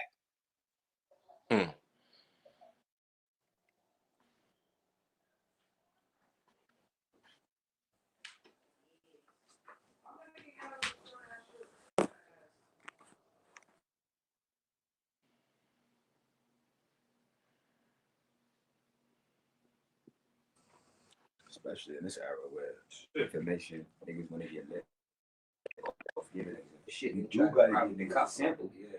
You know, just like I don't know what happened, but all we have to do is we have to focus on each other. By focusing on each other, what do? We value each other. We add more value to each other. You don't have to be signed to a record label if your people love you.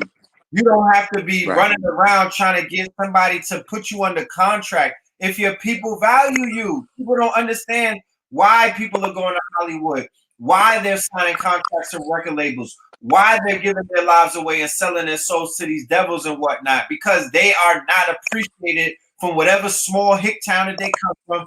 They're not appreciated in circles that they think that they're loved in, so they go into strange places and do strange things for a piece of change.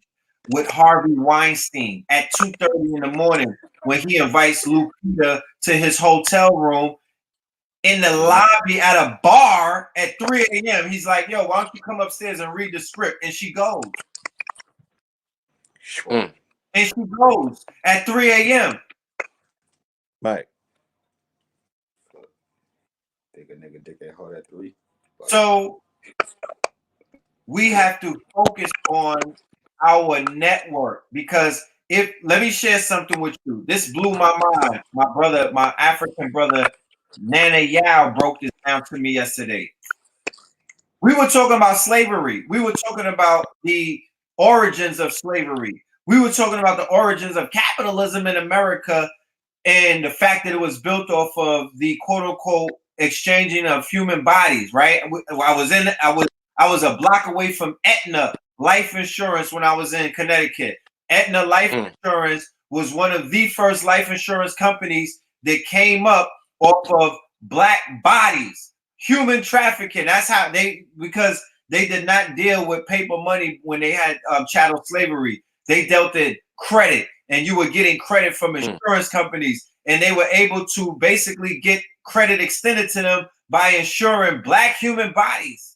And Aetna Life Insurance was the main one. So anyway, I was like, yo, they monetized the black corpse. The black cadaver is a cash cow for the American planter. The American planter came up. Do you know who the American planter turned into? The American planter turned into the international capitalist, the transnational capitalist, the owners of the Walmart, the owners of Chevron Mobil and Exxon and all of these things. All of these people came up as planters in the beginning, slavers, right? So after quote unquote Emancipation Proclamation, they was like, we're gonna let these niggas go, but we gotta be able to monetize the human corpse. We gotta be able to monetize the human body inside of this matrix that they call the United States of America. So now where do we find ourselves fast forward down the line? If you are a card carrier member of a United States of America, guess what? They've monetized everything off of your body. Let's just go down the line. You wake up in the morning, you go outside and you buy something to eat and you pay taxes, they've monetized you. You say to yourself, you know what? I'm sovereign. I'm not paying taxes. I'm going to go out there and I'm going to scream on white people all day on a bullhorn. I'm not going to pay nothing. I'm just going to buck the system. They come and grab you up and lock you up and make you a 13th Amendment citizen. They make money off of you. You wind up getting sick and you got to go to the hospital because you ate their processed food that is intentionally designed to make you sick. They make money off of you. You go and put your children in their school and whatnot because you like, you know what? I can't afford to give them a homeschool education. I can't afford to hire a tutor. They make money off of you. You send your children away after all of these years of black power this, black power that. You like, you know what? You got to go get your college education. They make money off of you. You go ahead and you drive their cars and you pay their tolls and you you buy their gas and all of this stuff. They make money off of you. So in this capitalistic society, they've created a system to whereas they have tentacles inserted in all of our veins and they're sucking us dry, our sweat equity. They take it from us. That's why we feel fatigued because we're in this place where they're making all of it's almost like we're still on a plantation because this European is making money off of us and we don't even know this. So if you want to talk sovereignty, if you want to talk freedom, if you want to talk any of that fly talk, you have to devise a plan where we make money off of each other. Because you thought I was going to say, well, the white man don't make money off of you. No, Einstein, you got to make money off of each other. Because you're in a capitalistic system. You're in the matrix. So how do you tweak the matrix? You tweak the matrix to say, when I go to a hospital, I'm going to Blue Pill. I'm not going to the traditional hospital. I'm going to see my good brother Blue, or I'm going to Honduras, Atlanta, Honduras to lay up, or I'm going to Sadie's Village. I'm going somewhere, but I'm not going to St. Elsewhere. When you say instead of paying rent to the Hasidics, we're going to go ahead and buy land and we're going to build it with our hands. We're going to build an adobe. We're going to build a monolithic dome. We're going to build an earth ship. We don't got to build a skyscraper. You know what I mean? You don't have to build a plantation on your land. Build somewhere where you get a blueprint from somewhere. Build it out. And then pay yourself the rent or pay somebody who looks like you the bills and whatnot. We have to begin to devise a way to remove the tentacles. In the Matrix, it was the plug. It was all of those plugs that they had in the body before they flushed you and you went to Zion and whatnot. But we got to devise a plan to make because what do we exude? Energy. What is energy? Currency. So they've monetized our currency that we exude naturally. And that's how they are making bread off of us at every single turn. And we could, at this point, we can feel the drain. You can feel the drain. So to empower oneself and to get yourself off of this quote unquote matrix and get yourself off of the titty of Romulus and Remus, the intellects amongst us have to devise a plan to where our currency is being shared amongst each other and we're monetizing that. You wear underwears, I want to make your underwears. You wear socks, I want to make your socks. You wear shirts, I want to make your shirts. You wear jewelry, I want to make your jewelry. And if you go outside of the circle and then you shop with somebody else, you're in violation. You're in violations because we just laid out and we explained to you that this is about being sovereign. This is about being quote unquote your inalienable rights to basically, you know, we're talking about taking control. We're talking about what Garvey was talking about, being self-made. Let's not just speak about it in theory. In this new technical age that we live in, we can implement that.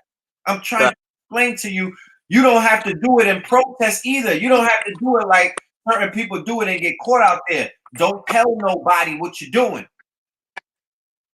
Once again, like I said before, we not jacking what they doing in the public no more. Because I promise you, everybody that looks like us is really getting it. They're not on YouTube talking to you about how they're getting it. They're in private rooms doing private business. They're like this.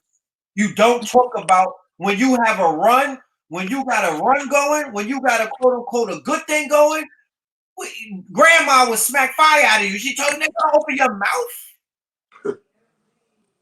When you got a flow going, everybody that's getting money is not on YouTube. Let's be clear. They're not talking to you.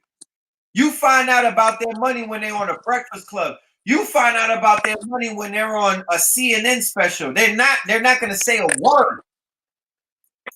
Right. So don't go on the internet. Don't go on YouTube thinking that you're gonna find that you're not gonna find a skeleton on the internet, fam. It's not on the internet no more. They took that shit off. It's in private places, and you gotta pay like you weigh to get in those rooms. You're not gonna get in there smiling. Mm-hmm. Look, this is why I've been silent for the entire evening. You know what I'm talking about? So, with that being said, I got a retreat coming up March 19th to March 23rd in the mountains of Mount Shasta. And we can discuss phase 2 of what's being done already, you know, at a venue such as that. You know what I'm saying? Let the people who are qualified to get this level of information gain access to this level of information. Because like you said, you know, the train has already left the station and it's made plenty of stops. And it's like we've told everything that we could possibly tell to the people for free already.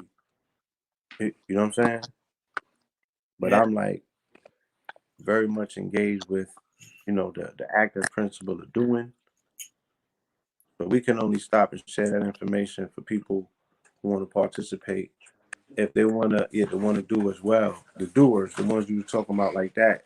So if they want to get with us to gain access to the next phase of things, and then the Smoke and Grow Rich tour is them having a front seat access to every aspect of the entire cannabis industry. And that deals with THC and CBD. That deals with the entire cannabis plant, you know. I mean, and it's like I said, it's a multi-billion-dollar industry. This is not something that we could afford to ignore, specifically for the medicinal research that has been done as of recently, you know, which speaks to your endocannabinoid system. Feel me? Right. So it's just too much information. It's worthwhile us knowing for us not to know it or be inspired or activated enough to try and go. I'm saying this is something that needs to be discussed, and we can earn and learn at the same time. You feel me? So I got hemp for victory2020.com. We got smokeandgrowrichtours.com. We got shastameditation.com for the retreat. Yeah, and then, you know, I'm going to pop back up for the next Facts 2020 program. Other than that, I'm going to be busy. You know what I'm talking about? I'm going to be busy getting busy on this plan. That's facts. You know what Salute I'm saying? to you, right? I mean, salute to you, Blue. That we actually me and Trillionaire Trav the next morning after Facts Initiative. My mic good? Semi. Is it good? Mic check. Is it good? Yeah, it sounds better now. All right. The next morning, me and Trillionaire Trav, we woke up, instead of blowing some regular loud, we actually blew some of the pre-roll, the CBD joints, and like no lie, like this is no front and no bullshit. Like I'm giving you the real. Yo, it put me in a place where it was like, yo, Lord, we outside. and we blowing it down, and it gave me the, that same choice of wanting to blow it down, but it was CBD, and it was just like, it automatically made me think of, I want to smoke and grow rich. Like instantly, right after blowing it down, and I was just like, yo, that's all we could think about. That's all we could talk about. So me personally, look, yep, tell them what you just told me. Hold on. What's good, family? What's popping? Peace.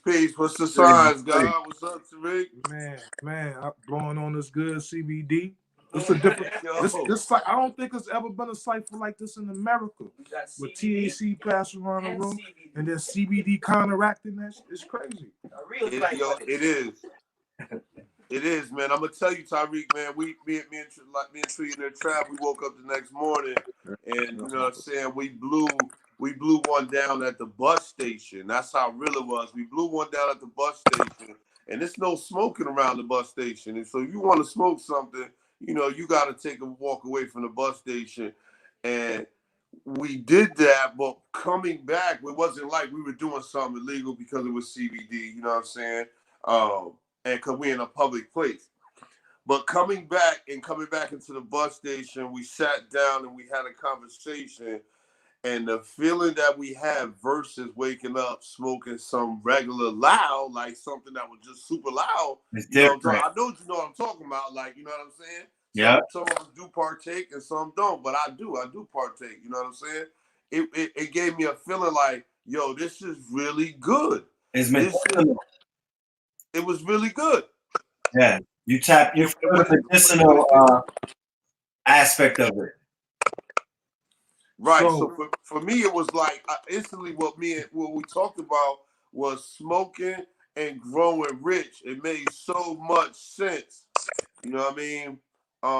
And I took that solution, and I'm gonna apply myself, and you know what I'm saying, push that narrative and push that initiative to smoke and grow, you know what I'm saying, grow rich, you know what I'm saying, wherever we go.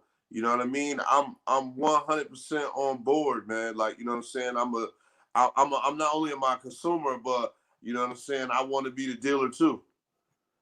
You know what I mean? It's only right. You gotta be. 2020 is about ownership. It's about the production value. It's about manufacturing. Blue Pill, you gotta work on your mic. Okay. Yep. It's kind of like still messed up. No, you good. It's just that there's a little. It's like it must be something around the mic. Huh? Yeah. Low popping. Yeah, a little popping. Not when you talk. Anyway, man. So basically, man, when y'all was hitting that CBD, man, you gotta understand, bro. You got an endocannabinoid system inside you that's been starving for it. You know what I'm saying? Then when in 1937, when they snatched it away, when Dirty Harry snatched that thing away from us, they banned the whole plant. You know what I'm saying? The medicinal value of CBD goes way beyond people can ever imagine. If you don't, like my man told you, you don't have a Hennessy system inside you, man. You have an endocannabinoid system that goes with a plant. It's built for a plant, and THC is just one component. You got over 100 and something different components. You got CBG. You know, we hit the people with the CBG just to let them know it's more to come. Y'all know about CBG. Y'all ain't know about CBG. A CBN about to come through. You know what I'm saying? It's all different type of CBs about to hit them. So and when you put them all together, it's called the entourage effect. You dig what I'm saying? When all the plant, when THC, CBD, all those endocannabinoids work together, it's an entourage effect. Now, what that gonna do to us, I don't know. You dig what I'm saying? If we've been starving for something that we ain't had for so long, and all of a sudden we get infused with that CBD or whatever what this thing is, it may be some type of transformational thing. I mean, we went to a church, bro. Oh, my bad. We was in a church, man. I'm sorry, I'm too loud, but we was in a church, bro. And we went to a church, man, and we went in there with that CBD pain cream, man. It was amazing. I mean, people was in there. There was actually people in pain, all different types of pain, man, and they don't want to be on the opioids because every time they take the opioid, it affect a part of their brain, and they get hooked on it. So they want to kill the pain, but they don't want to affect the brain. You dig what I'm saying? So we go into church, we hit them with that CBD. That CBD go straight to their pain receptors, kill that pain dipping up out. They dipping out. I mean, people like they're looking at us like, yo, Jesus just touched them. I think Jesus had the CBD on his cream, on his hand. You know what I'm saying? He was hitting them with that or something, man. But anyway, man, these people, I mean, it was healing up, man. We got it on video. And man, it was like, Pastor Paul was doing his thing. You know what I'm saying? But it was cool, man, just to see people react to this plant. I'm like, damn, what's to come? So when we say smoke and grow rich, man, we telling people, man, look, man, y'all was out there, y'all was puffing, and they couldn't really. You was doing something. You was doing nothing illegal. What I should have told y'all is to have your COAs with you. I'm gonna break that all down to you. But that's why people need to come on the Smoke and Grow Rich tour so we can sit down, talk to them, and break the game down, man. Yeah, go to smokeandgrowrichtour.com or follow us on Instagram. Check that out, man. But I want people to come and understand that. But the CBD, man, that's a whole nother lecture. I don't want to take all y'all boy time like that, man. But really study that, man. It's crazy. It's bigger than CBD though. When you talk about your initiative, food, clothing, shelter, all that type of stuff, that one plant can deal with all those jobs. You know what I'm saying? I want to know if CBD helps with menopause. Yeah, yes, sir. You know what I'm saying? Miracle. Him. But I'm gonna let you get back to it, man. Yo, man, but appreciate the time. Tyreek. That's my brother right there, y'all. That's Tyreek from Smoke and Grow Rich Tours. If y'all ever see the guard, give him a salute. This is a soldier right here, and he's doing big things. Yeah. Peace out, man. Y'all be safe. Yeah.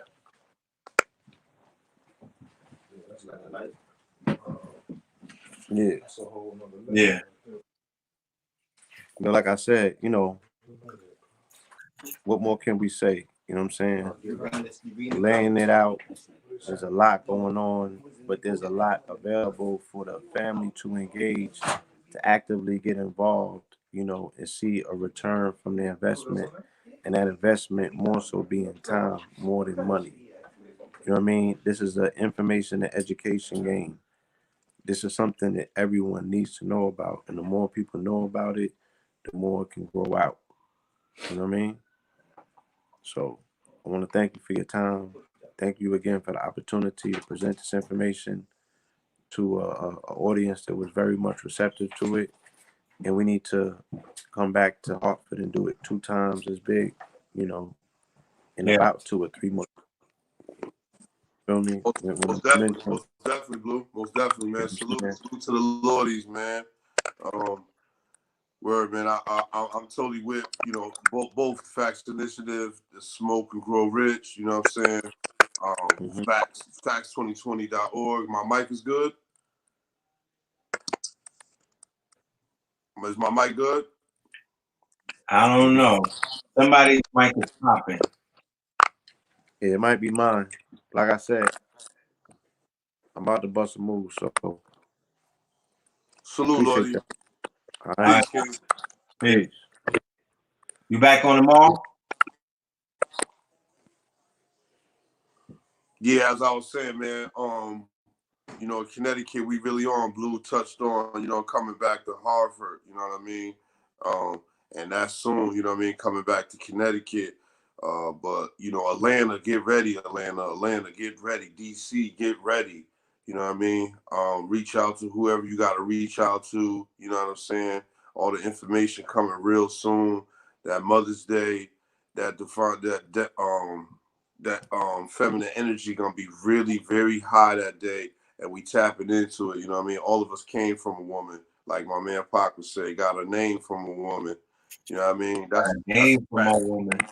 You know what I mean? That's something that's really real. You know what I'm saying? For each and every one, everybody got a belly button. You know what I'm saying? You was hooked to that umbilical cord at one time. You know what I'm saying? You came out the womb. You know what I mean? So we got to give reverence to that. You know what I'm saying? First and foremost, like you just do. You know what I mean? And then whatever else you give reverence to. You know what I'm saying? After that, but you know what I'm saying? Mom Dukes come first. You know what I mean? So shouts out to all the mothers out there, all the ones that's working hard. You know what I mean? The ones that don't gotta work as hard anymore because your son or your daughter put you in a position where or is in a position where they tapped into their own greatness and now they taking care of the fam. You know what I mean? Where I want to salute you, Kevin Muhammad, Red, for this time right here, man. It's been great. No doubt, man. I appreciate y'all. I appreciate y'all coming through. Do y'all want to leave the family with anything and let them know any upcoming events where they could check you out? Brother Kevin, I know that you have your thing going with the homeschooling. The day after I was in Harlem on 25th, speaking to some brothers that I definitely need to get you in contact with. But can you put your information out there and let them know what you're doing with the children? Oh, my bad. I gotta unmute your mic. There you go. I can't hear you. Can't hear you.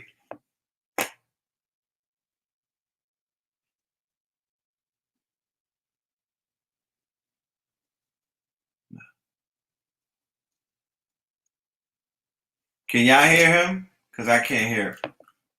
I'm going to ask the audience if they can hear you.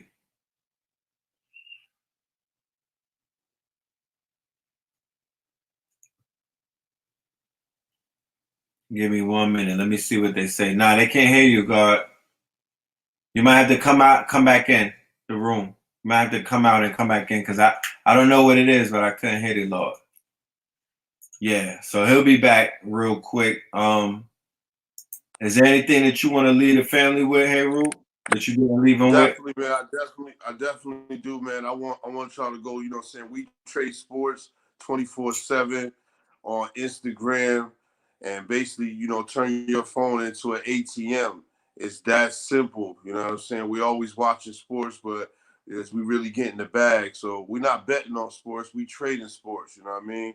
And That's right. taking and it becomes residual when you watching your money and you taking, a 7% bet and you bet 10 times and you lose 9, but that 10th time that you win, you just won twice your money.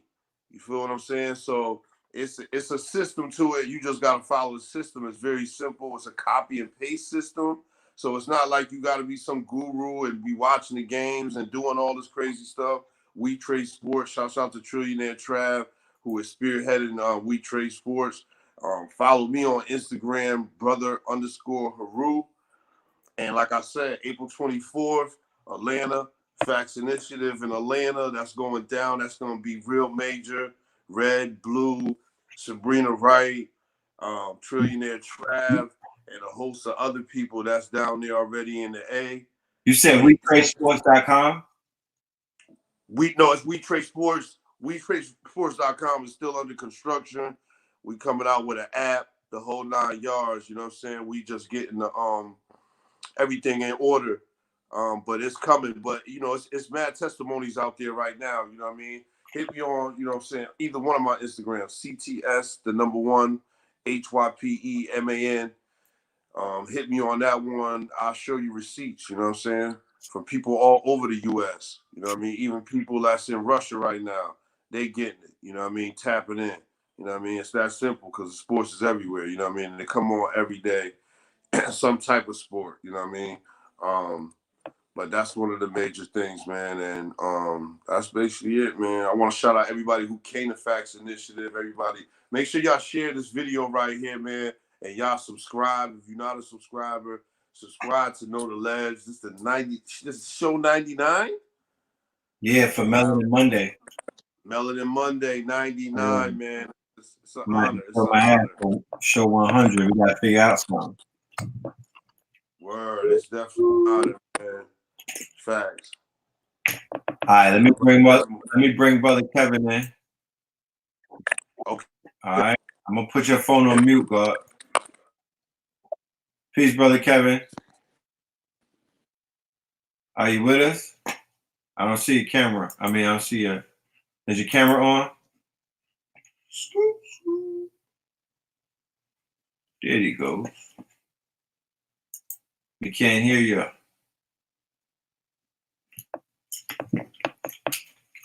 can't hear you. I can't hear you.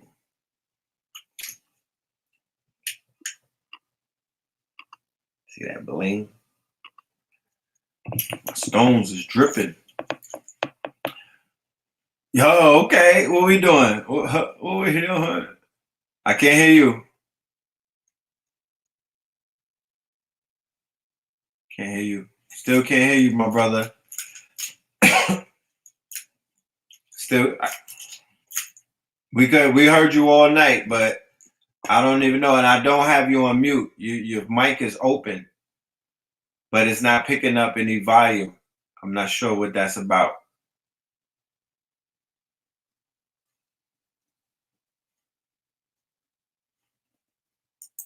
Yes, thank you for thank you for being in the building for the build tonight. You know what I mean? Everybody that was in the building for the build tonight. And like I was saying earlier, we have an upcoming lecture. We're gonna build more on this topic. All right. Fear of a Black and More Messiah, 2020, Year of Fear, Part 2. March the 5th. We're doing it on a Thursday. March the 5th. Live stream, 8 p.m. to 12. March the 5th. That will be our Third Eye Thursdays. That's the beginning of our online classes. We're going to be doing Third Eye Thursdays online classes. It is a paid membership, all right? We will be no longer doing YouTube Third Eye Thursdays. That's coming to an end at the end of this month. We're retiring or we're upgrading Third Eye Thursdays as a weekly class for those students that really want to learn, that really want to progress, and that really want to level up with the information. So the sports betting website, hold on. So if you want to get a pre-ticket, you already know $20 to the Cash App. The Cash App is right here. $20 in your email to the Cash App. And we got 3 slots left to get the free PDF from the part 1 of the series. 3 slots are left. We already had about 17 people that responded and got their tickets. So if you want a pre-ticket, a pre-sale ticket, email and a dub to the Cash App, and we will put you on the waiting list, or we put you in the paid tier. So you guys will get your link the day of the lecture. All right, you'll get your link the day of the lecture. So that's what it is. I'm looking for the Cash App. I don't know. Give me 1 minute, yo. Let me look. Oh, there it goes. For the family, there's the Cash App is right there scrolling. I had somebody ask me about it. Brother Heru. All right, I'm gonna post my brother's Heru. So you can follow him on social media. Go and follow my brother on social media. He's also a DJ. Let him know, Heru. You also a DJ. Fact, man, I've been doing that, MCing and a DJ the last 25 years in the tri-state area, Massachusetts, New York, Connecticut. Connecticut's #1 hype man. Shouts out to J Spot, 1980 East Main Street, Waterbury, Connecticut, man. Come catch these vibes. That's a spot that's owned by some females. So it's always good to vibe with the queens. Nice laid back spot, man. Shouts out to my man Ray Dogan. King Show out there in Hartford, man. We came through with the after party, after the facts initiative. Shouts out to them. Facts, man. Anybody, photography, videography. If you in a tri-state area, get at me. Or my Cash App is that simple. CTS #1 hype man. It's all there, man. But I follow back too, so you know what I'm saying. It's not a game. You can reach out, and it's major drip around. Hold on. Don't let me open up the safe. Don't let me have to go open up the safe. Look. Don't act crazy, man. I'll go Trump jury on you, man. Don't act up. I'll put a rope around these fucking rocks so you niggas, man. Don't play with me. You know what I'm talking about? That big drip. Yeah, 504, big drip. How about that? Oh, big drip. Aye. Nah, but shout out to my peoples with the jury. You know what I mean? Yeah, definitely, man. That sacred side, man. You know what I'm saying? Tapping in.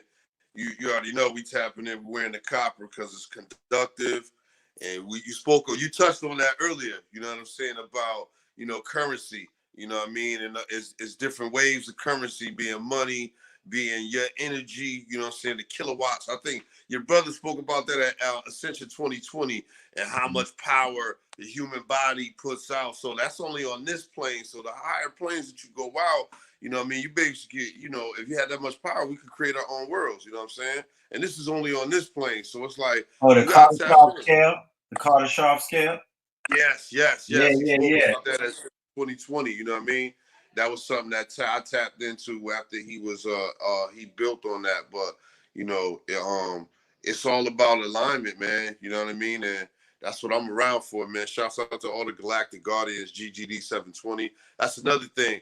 Y'all can hashtag anything on Twitter, Facebook, or Instagram. Hashtag GGD 720. You see all the great work. So you know what I'm saying? That's a good way to see the work, because you can see me on this live and talking and saying he just talking. Go to that hashtag GGD720 and see the work we put in.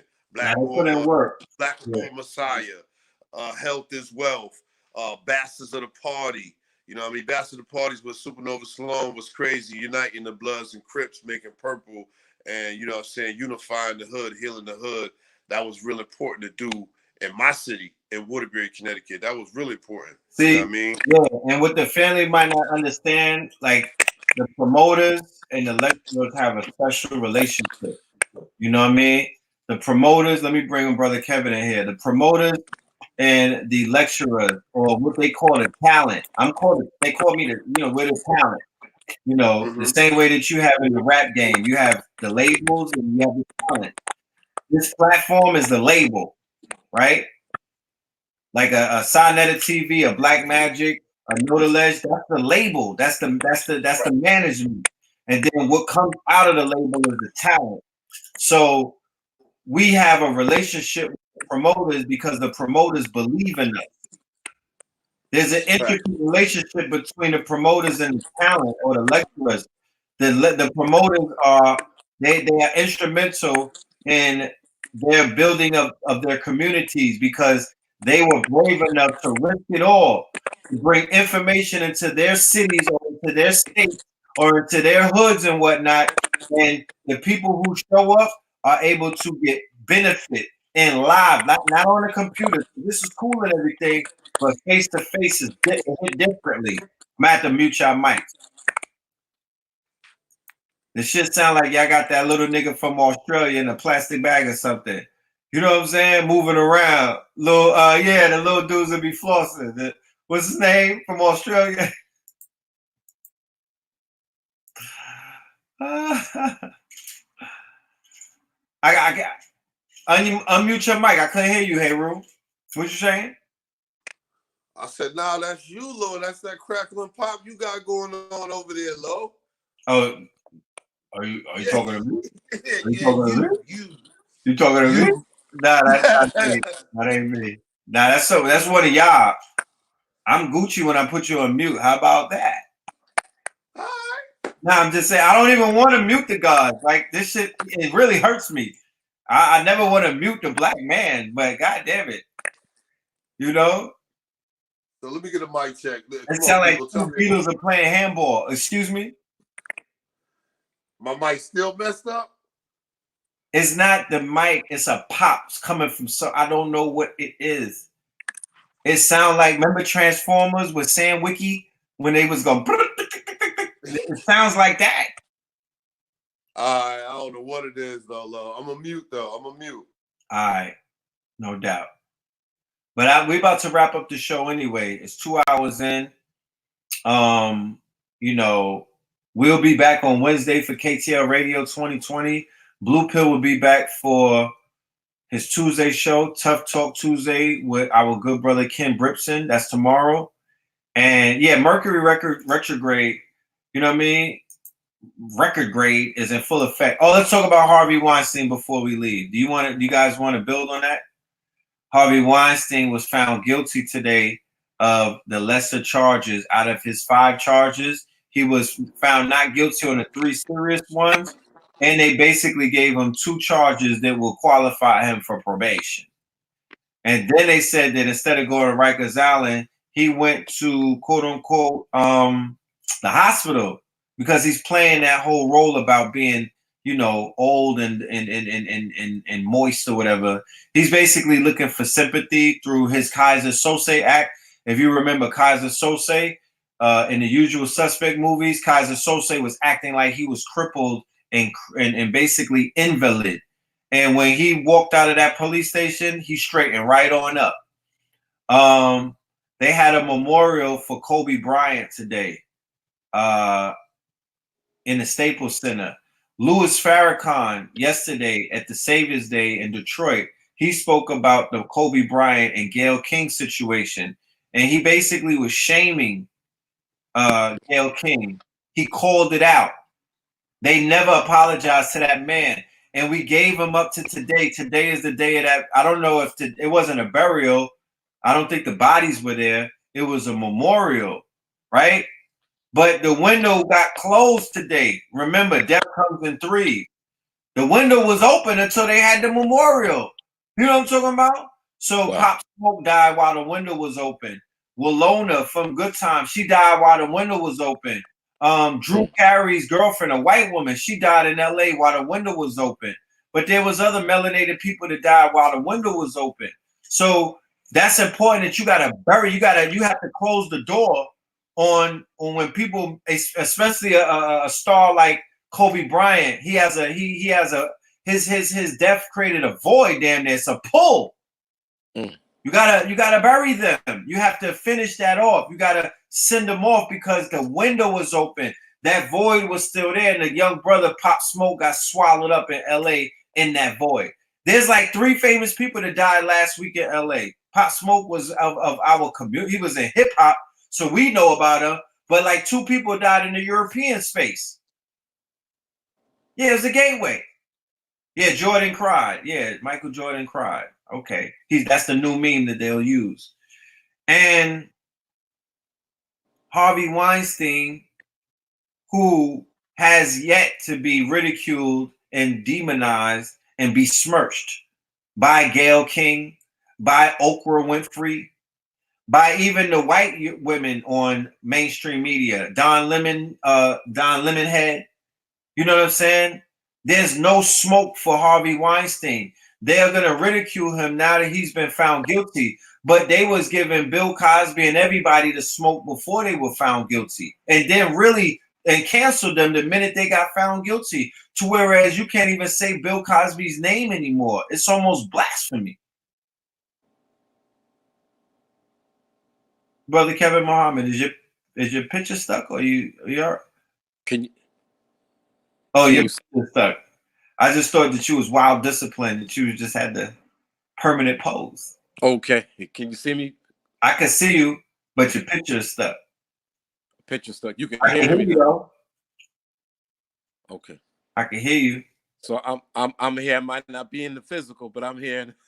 You're definitely here, my good brother. I just hope nobody comes out of that side door right there, because that looks like a scene out of Saw. Okay. Like somebody finna pop out of that door and grab you or something. But anyway, Harvey Weinstein. They call him the beast in Hollywood. The most powerful figure yet to be tried in Me Too. He's 1,000 times more powerful than Bill Cosby in that industry. 1,000 more times powerful than R. Kelly in that. And he is the power player, or was the most powerful power player in Hollywood. If you wanted to get anything done, you had to come and sit on Harvey's lap. Yep. And it's been rumored that he has female genitals. What's funny with that? And look at his face. He's real hard to look at.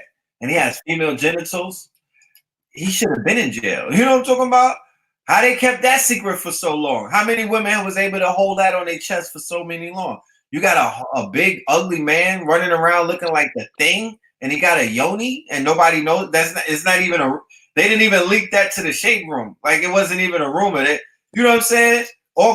Every rapper in this world done got their business put out there by the shade room and the Ozone magazine, but for somehow, some way, niggas was protecting Harvey. But anyway.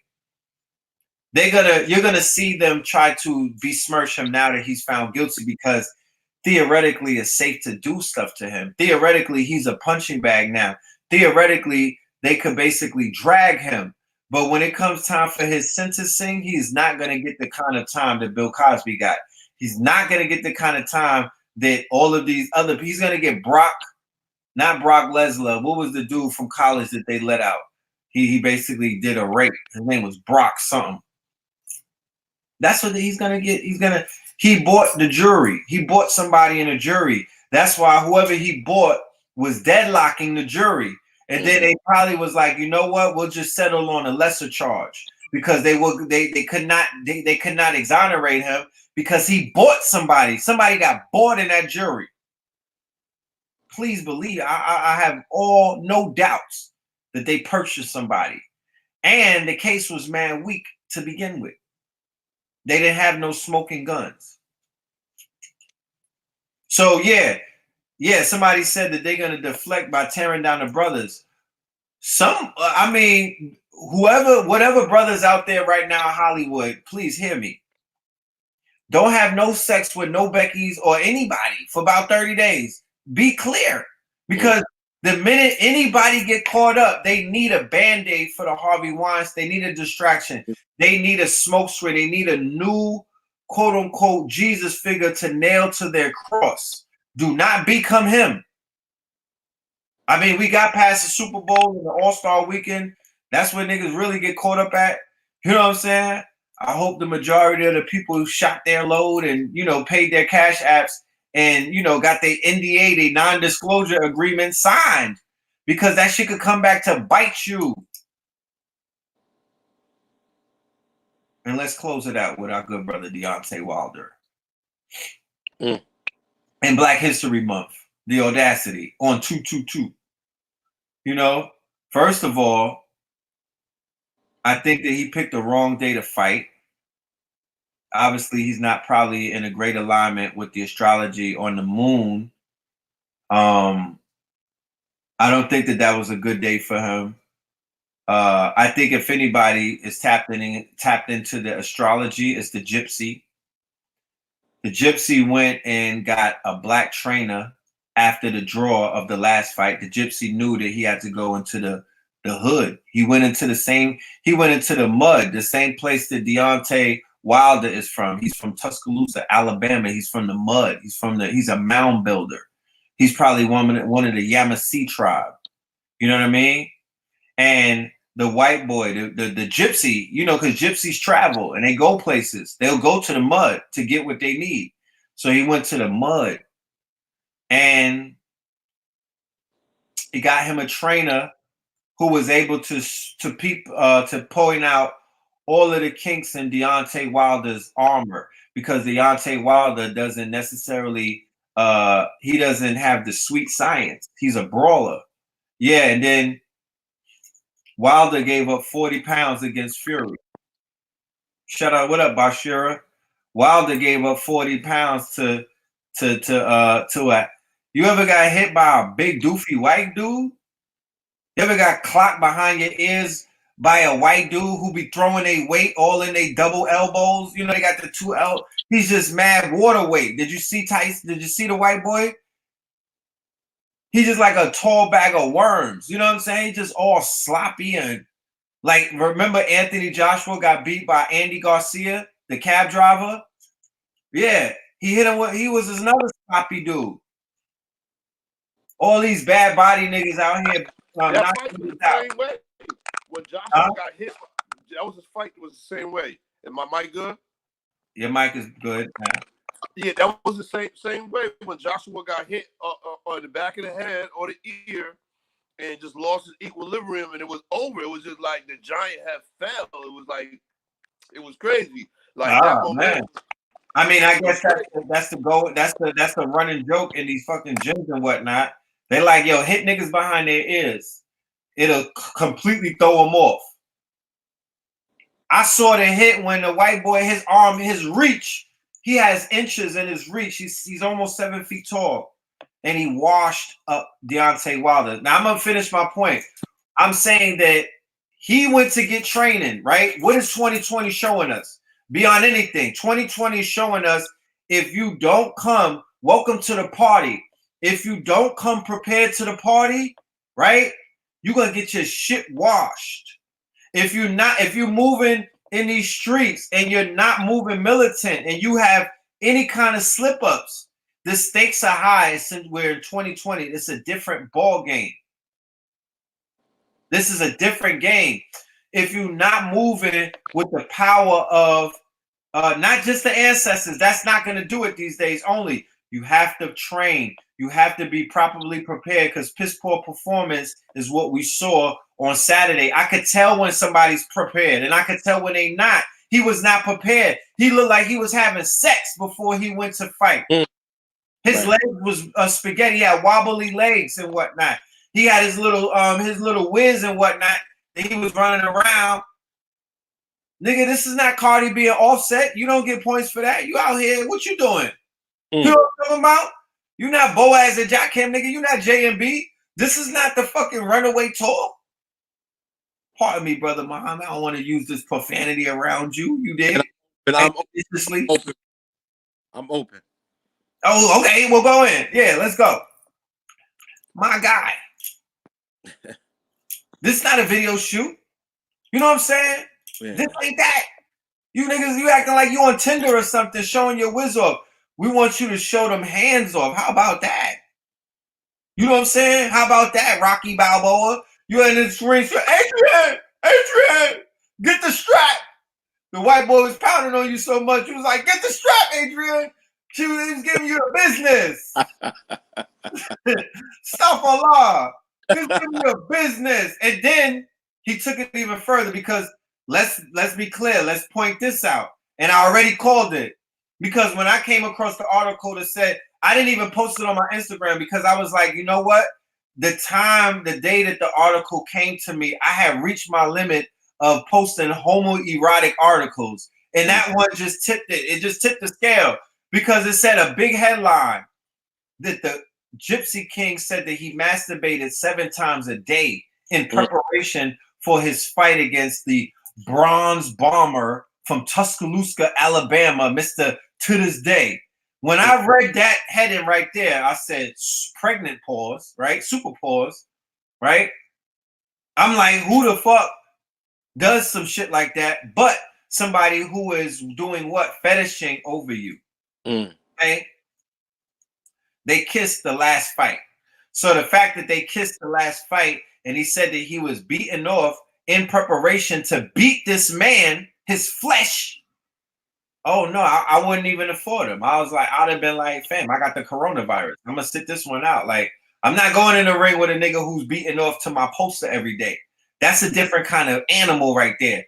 And if that's the case, when you get in the ring, you gotta bite him like Tyson.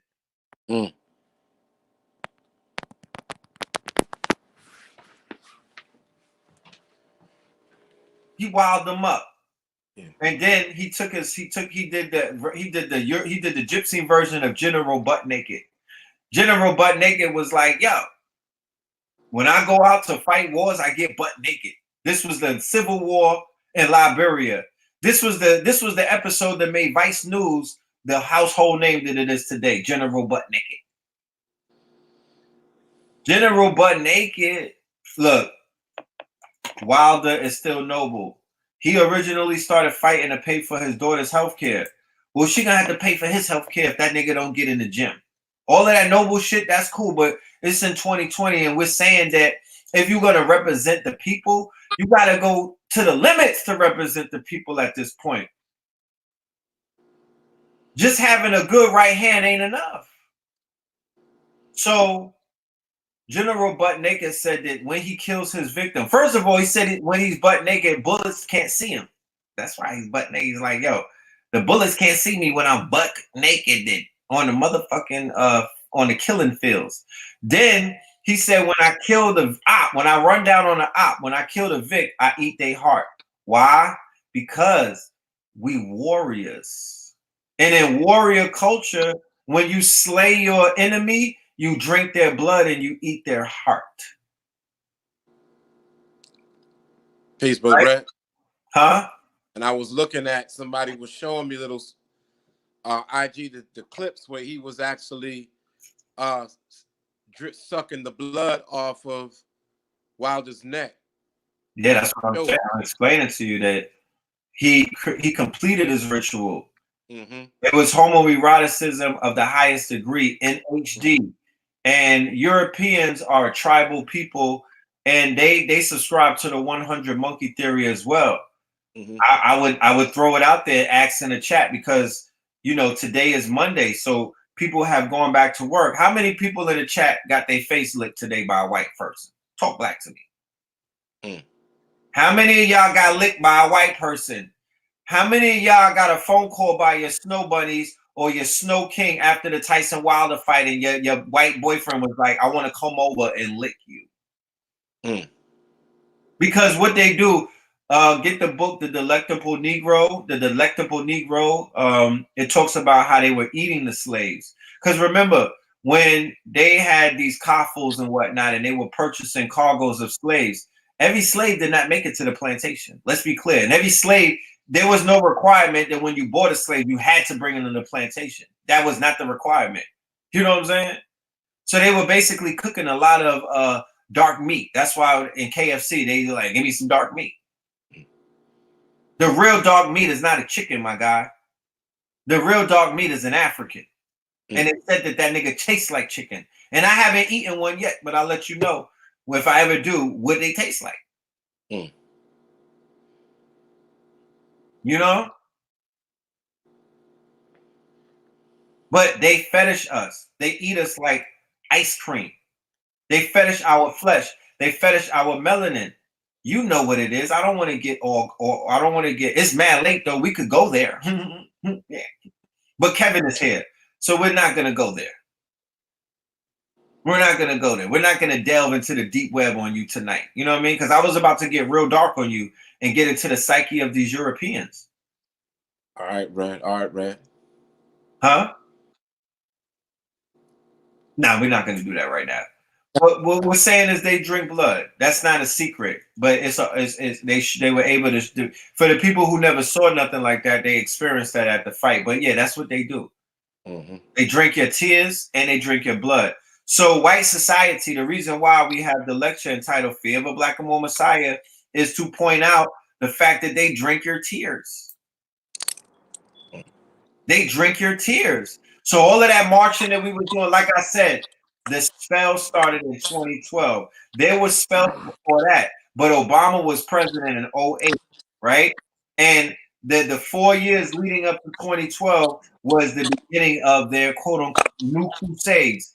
After 2012, they launched a crusade against Black people within the borders of America and outside of America. Libya became a slave country. All kind of shit started going down. But definitely inside of the borders of Northwest of Mexico, they declared war against the quote-unquote melanin Black man, the cis hetero Black male principle, the divine masculine principle. They launched a campaign against it, and they used the corpse, they used the cadaver and the spirit of that young man, Trayvon Martin, and set it off.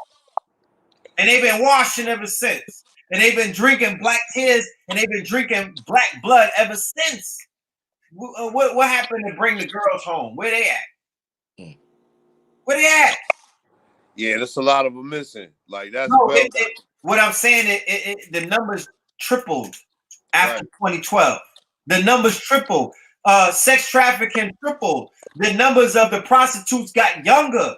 The numbers of the young killers tripled. This is the yummy factor. The Chicago shit. It kicked off after 2012. They was drilling in Chicago, but Chief Keef got signed to a few $1 million in 2013. And that's when every weekend we would go online and we would be like, well, God damn it. How do you shoot 500 niggas in one weekend? How is it possible? Yeah, that was crazy. Adrenochrome, right? The adrenochrome is, so you mean to tell me that blood, because if you looked at Deontay Wilder's face, he was wild up. He looked scared. So you mean to tell me that his blood did not have some form of adrenochrome in it? You mean to tell me when he was bleeding out of his eardrum, they just got ruptured? It wasn't some kind of nutrients that this white Neanderthal was able to take in. He drunk his essence. I do not want to see a third fight. There's no wins after that. The best thing that they could do is duel it out with some hammers. But don't go back in the ring against that boy. He's going to Drago you. He's going to Drago you. It's like he knocks you out and then he kisses you. If a nigga, like, remember Debo on Friday? What if Debo knocked Red out, pause, and then kissed him? Red can't do anything to Debo after that. There's no wins, my nigga. You just got your manhood took. Right. Terry Crews got his package grabbed. Terry Crews can't talk. That's why Terry Crews was not he didn't want no smoke with his package grabber, because your manhood, in your manhood is your power. In your manhood is your power. We try to say that without our LBGT brothers feeling like we're always dropping anvils on their heads, pause, or we're always beating them up, or there's some kind of phobia exuding out of my mouth. When we just trying to give our young homies, little homies, the big homie talk that nobody had with you, but you don't know what it is when you hear it. You feel like it's tough love. You damn right it's tough love, but it's still love. We're just saying to the millions of ancestors that are on these clouds looking at you niggas, that's not honorable. Because your manhood, your power is in your manhood. And once you break that skill, my God, you don't have power. Your power is leaving you. And somebody has dominated you and they have power over you. That's why in all of these man-on-man relationships that I see, the black man, the Billy Porters, you niggas look like, what's his name from 12 Years a Slave? You look like Solomon, whatever his name is, Northup. You niggas look like you slaves. It looks like a new form of chattel slavery. You look like you are domesticated in a bad way. It look bad. It look bad. I'm just keeping it a buck. So he took his manhood in a sense. And there's a homoerotic relationship between the two because two men don't supposed to be kissing after they fight.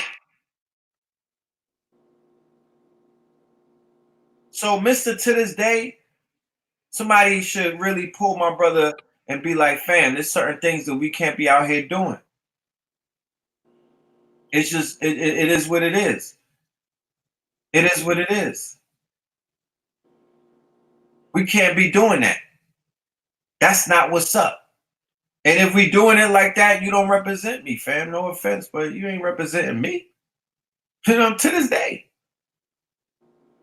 So I wish the good brother, or I ride with Deontay, you know what I mean? I'm not going to throw him under the bus. But he said that he wasn't even training for this fight. So this is constructive criticism. He opened up the door to be constructively criticized. It's no hate. It's just tough love at the end. If a nigga knock me out, I'm gonna hear it from all of y'all. So look, every dog has his day, and he got to get this. He got to get this work because at the end of the day, it wasn't like he wasn't being arrogant. It wasn't like he was like, you know what, this is mad important to me. The white boy already almost whooped my ass before, so I'm gonna put his ass. I'm gonna put him in a bad predicament. Don't be unprepared in 2020, family. Don't go to LA and slip up and don't do what Pop Smoke. And I'm not blaming Pop Smoke for what happened to him, but I'm saying that some precaution could have been taken. It hurts my heart that a 20-year-old talented brother with a messianic force is not with us no more. That shit hurts. My whole city is hurt right now. You should see the faces on the babies. My son told me that they was crying in school when Pop Smoke got killed. Because my son is 12 years old, and my son is like how I was at 12 years old. When I was 12 years old, I was listening to all of the lit 18-year-olds. Because when I was 12 years old, Rakim was 18. That nigga looked mad old in the face, but he was 18. LL Cool J was 17. Big Daddy Kane was like 19. They was the same age that these drillers are right now. They was the same age that the quote unquote bando trap rappers, that all of the 8-year-olds, that these little kids is 9 and 10 years old. These are their heroes. Mm-hmm. All of these adults be acting mad weird and talking about, oh, I don't listen to that. I don't got nothing to do with me. I'm not talking to you then. And you need to be a better parent if you have a seed and find out what they listening to. Oh, now my son listening to Soundgarden, and my son is listening to Butthole Surfers. Well, shit, that could be a problem too. That could be a problem too. You know what I'm saying? Shit. But I was listening to the Shooters. I was listening to the Juice Crew. I was listening to the Symphony. I was listening to the drillers of my days. Cool G Rap and all of them. You know what I mean? And then when I heard about NWA and Scarface, I was listening to them too. And I was a young, impressionable youth trying to make sense about what I was hearing and visualizing every word bar for bar. When Slick Rick had the thing about he came out with the Adventures of Slick Rick, that shit was like X-rated. When Cool G Rap came out with an album, the shit was like a porno on wax. Like my virgin ears never heard that before. So I told my son, I said, me and you is different because I never listened to the same music. My father listens to jazz. He grew us up listening to Salt Peanuts. We grew up listening to Coltrane, Billie Holiday, you name it, Max Roach, the whole thing. My father has an extensive record collection. The shit is like Tower Records on all of his jazz and blues singers. But me and my son, my 12-year-old, we have an interesting relationship because I listen to the same music that he listens to. I'll be like, yo, put me on. What's popping? What's hot, my nigga? Because I'll be damned if I don't try to find out. I want to know what Little Uzi Vert is talking about if you listening to him. I want to know what Juice WRLD was saying to my son.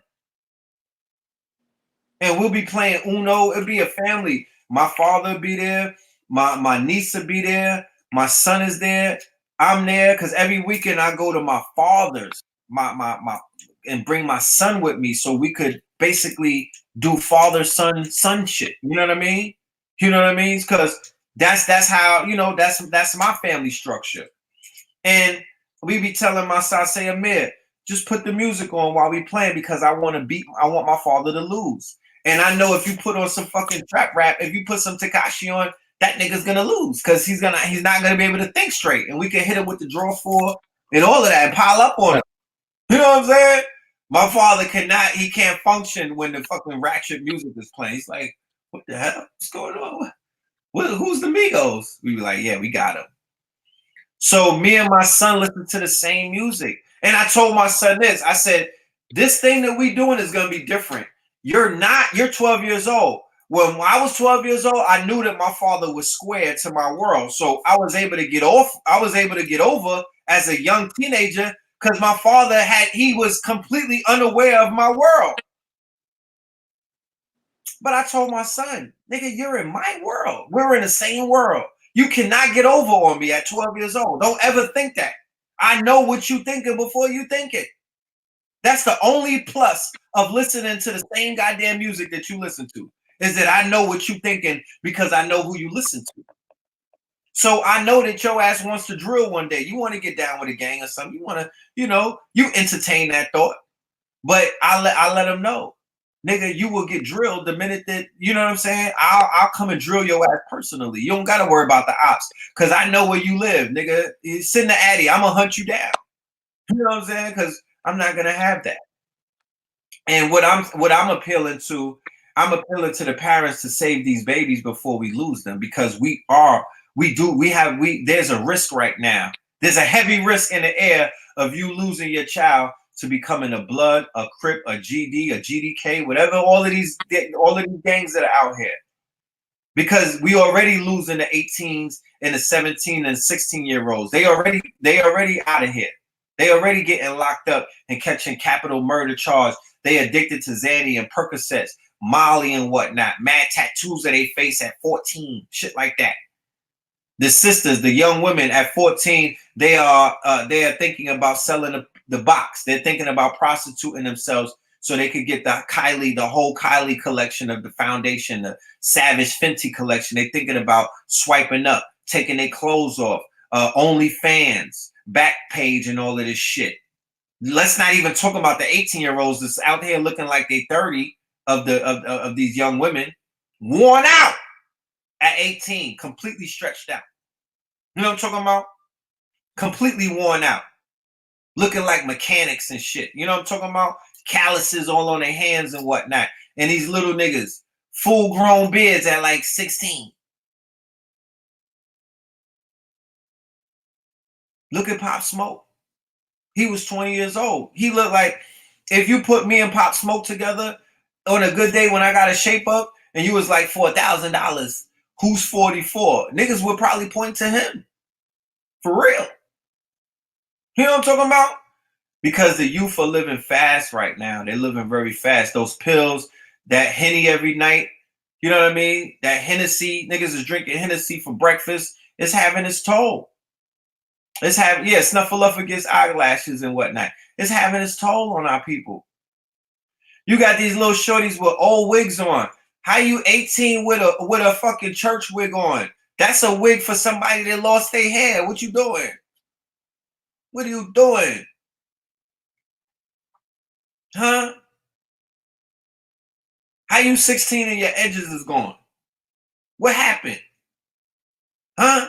At 12? This shit's right away? What the fuck? What happened? But they had weaves from when they was like 8. You know what I'm saying? They had weaves from when they was about 8. It's a wrap. You got on the fucking anime wig. You know what I'm saying? You got the anime. You got the old anime wig. And you only 16. You got the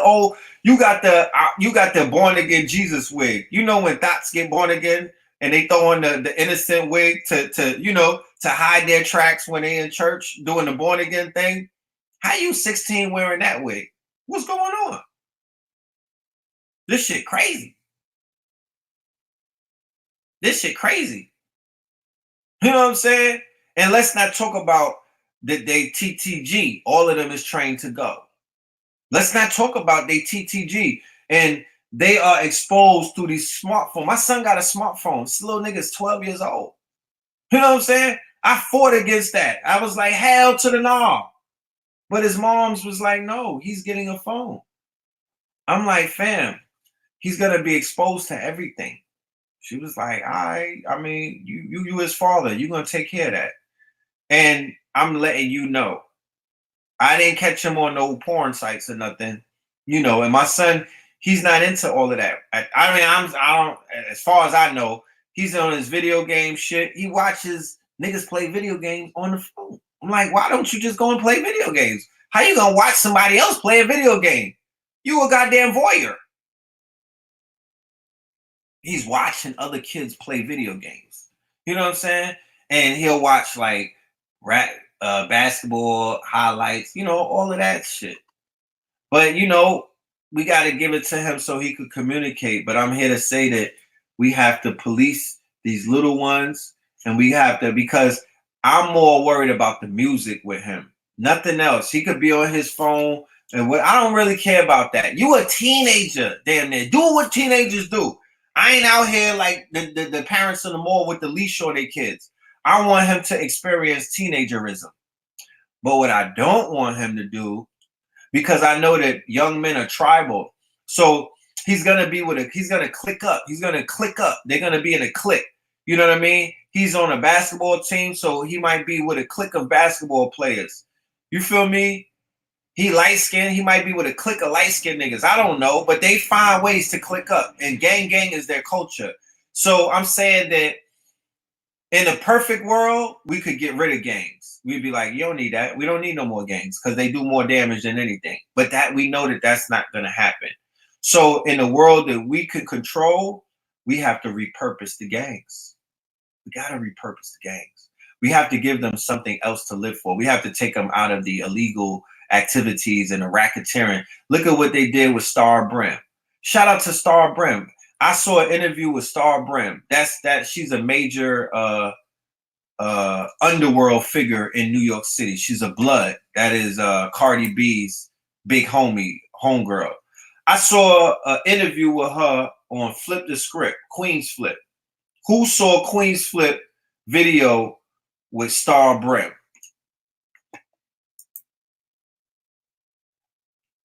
Who saw the video with Star Brim? Star Brim. I love Star Brim. I'm gonna put that on the record. I love Star Brim. You know what I'm saying? I don't know the sister, but I love Star Brim. You know what I'm talking about?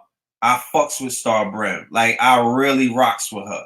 And to know that, just I don't need to know her personally, because you know when you know somebody personally, it's different. Like, you like, I don't love that motherfucker.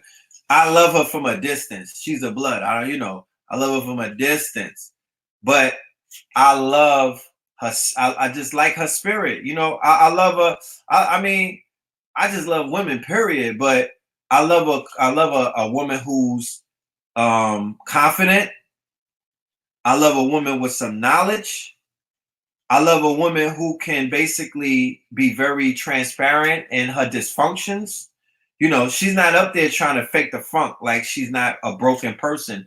She kept it 1,000. She was really real. She deep dived into her psyche, why she is who she is. She was able to assess herself, you know, without having the federal government do it for you. Because, you know, when you go into the feds, you find out your psychological profile and things like that. You get in touch with yourself. You know what I'm saying? When you have these certain situations, because when they sentence you, there's all kind of shit that you got to go through. And that's a way of finding out who you are. And that's how she found out about a lot about her family, her mother who was abusive, who was beating on her, who used to beat her bad. And she said that if her mother was not beating her, I'm talking about broken ribs, broken noses and all of that. Her mother was an alcoholic.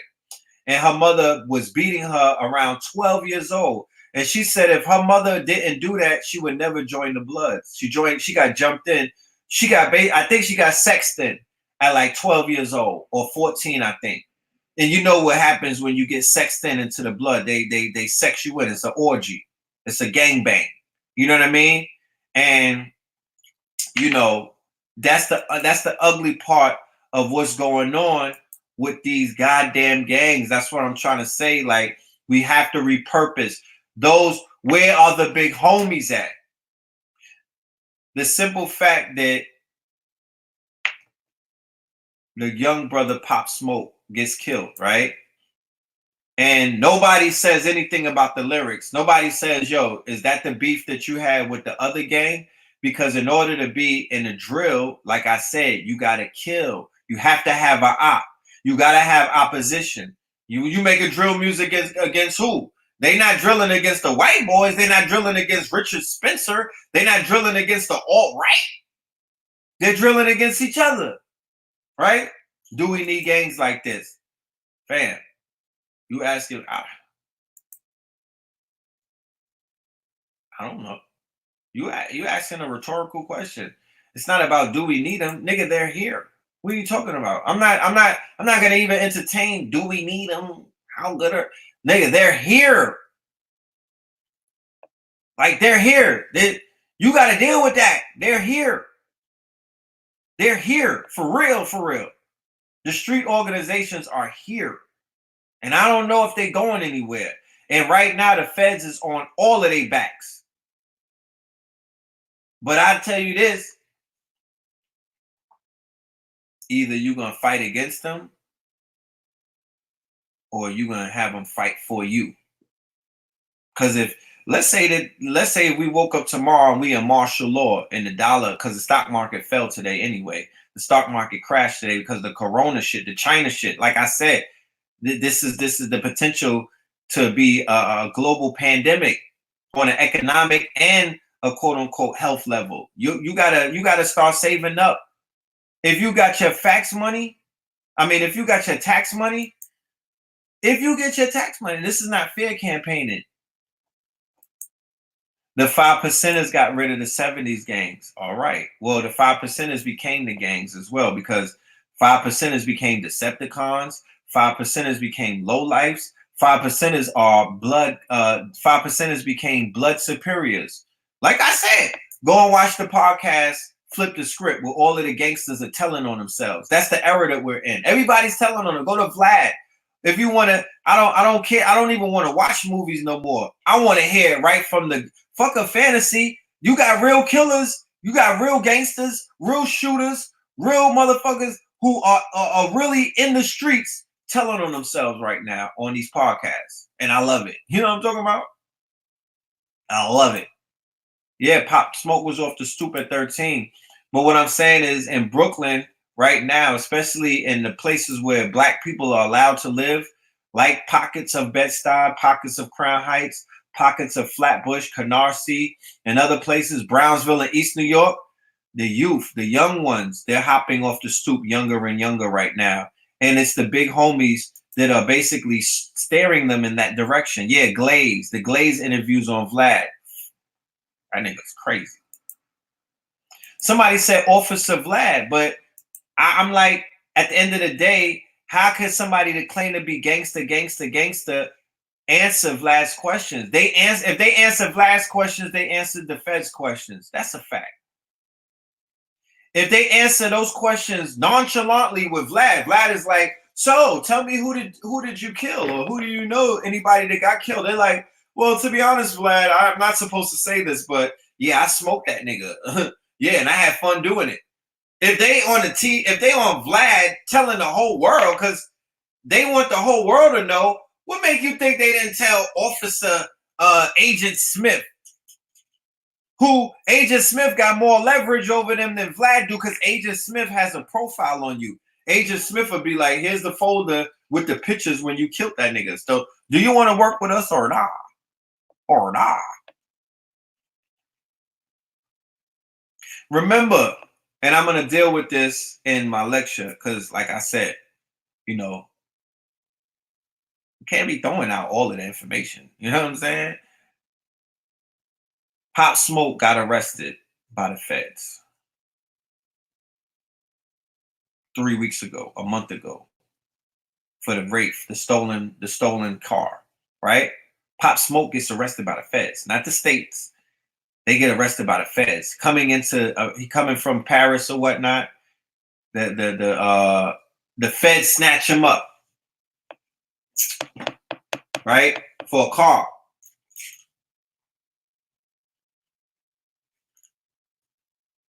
His mother bails him out, right? His mother bails him out, puts her house up, right? His mother bails him out. A week after that, only 1 week, maybe 2 more weeks after that, the same feds, Manhattan South, I believe, the same feds picked up the Woos, his gang, and the Chews, their opposition. It's the Woos, not Wu-Tang, W-O-O and C-H-O-O, the Woos and the Chews. They got a war going on in Brooklyn right now between these two gangs, right? The gangs are comprised of Bloods and Crips, and the Chews are the GDs, the gangster disciples out of Chicago and other places, and they also have some Bloods and stuff in there. But the Bloods and the Crips and the other gangs have become one main gang now, right? So Pop Smoke gets snatched up by the feds a few weeks before. Then right after that, they have a gun bust. They have a 30. They arrested 32 of them. A federal RICO indictment, right? I think it was RICO, right? And they like, yo, guns, shootings, murder, everything. No, they snatched up the Chews and the Woos. Oh, the Chos. Okay, the Chos. Not like Jimmy Cho. I thought it was like Jimmy Choo. It's the Chos, right? So the feds snatched up his crew 2 weeks later, and you didn't hear about it in the news. It wasn't out there like Tekashi's information and anything else that goes on in New York. You did not know about that. Yeah, GS9 is Wu, right? Pop Smoke came. Yeah, I know he came from a working middle class because that's all Canarsie is. Like I said, when you're dealing with the brothers from Canarsie, remember when I was a booster, we was dealing with Canarsie dudes. The Canarsie boosters are called a steam team, right? They are different. They came from big houses. These are Jamaicans. These are first generation Panamanian, Jamaican, Trinidadians.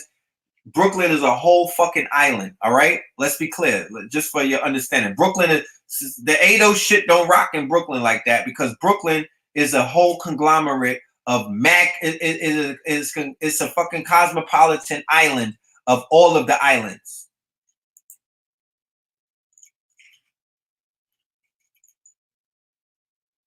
You know?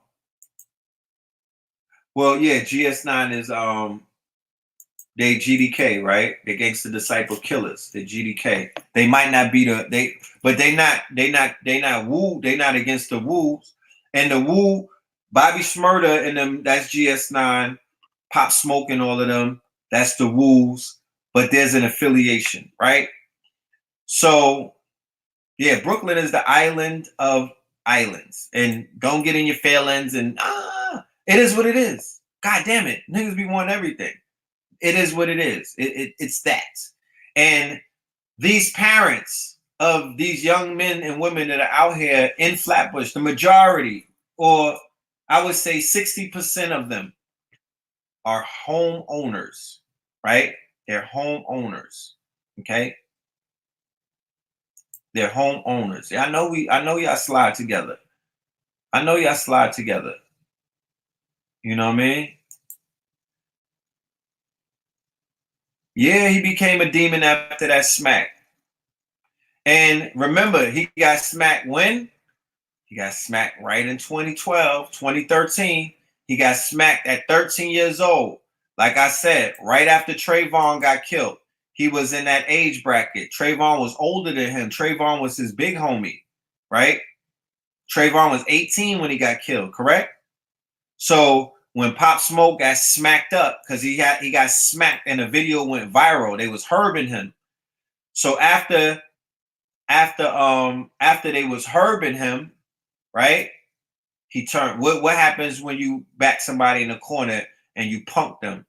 They'll come out and they could either become more of a punk, they'll break their wrist and become a victim, right? They'll become, if you punk somebody, you could break them, right? Going back to what I was saying about the Romans, the war tactic is when they take your manhood and they break you. That's a Roman tactic. They will rape all of their male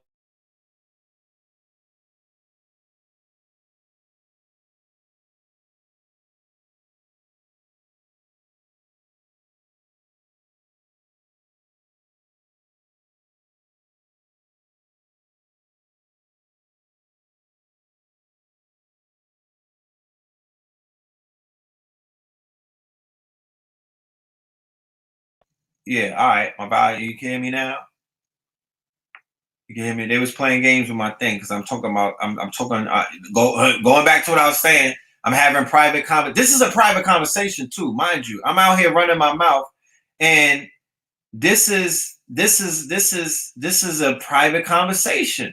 This is not for YouTube. I'm giving out a lot of sensitive information about some shit that, don't got nothing to do with, it's not really for, you don't hear them talking, they're not on it, Joe Button and them, academics in them. I'm in the news. They're not talking about this shit. They're not saying things like this. They're not unpacking the story like this. So going back to what I was saying, because I'm trying to paint a picture for y'all and be as descriptive as I can. Y'all might be like, he's wasting his time. What is he talking about all of this? I'm explaining to you. If you know anything about me, please understand that when I talk about certain things, it's because everything is tied together. We try to, oh, I'm not from New York, this don't got nothing to do with me. Oh, I don't listen to rap, this don't got nothing to do with me. Oh, I don't know what drill music is, this don't got nothing to do with me. I'm trying to explain to you if you are vibrating on this conscious frequency and we're trying to find the culprits and we're trying to stop certain things before they blow up and we're trying to intercept and disrupt certain kind of things, we have to have context. So I'm giving you context because everything is connected. It is all connected, right? It's all connected.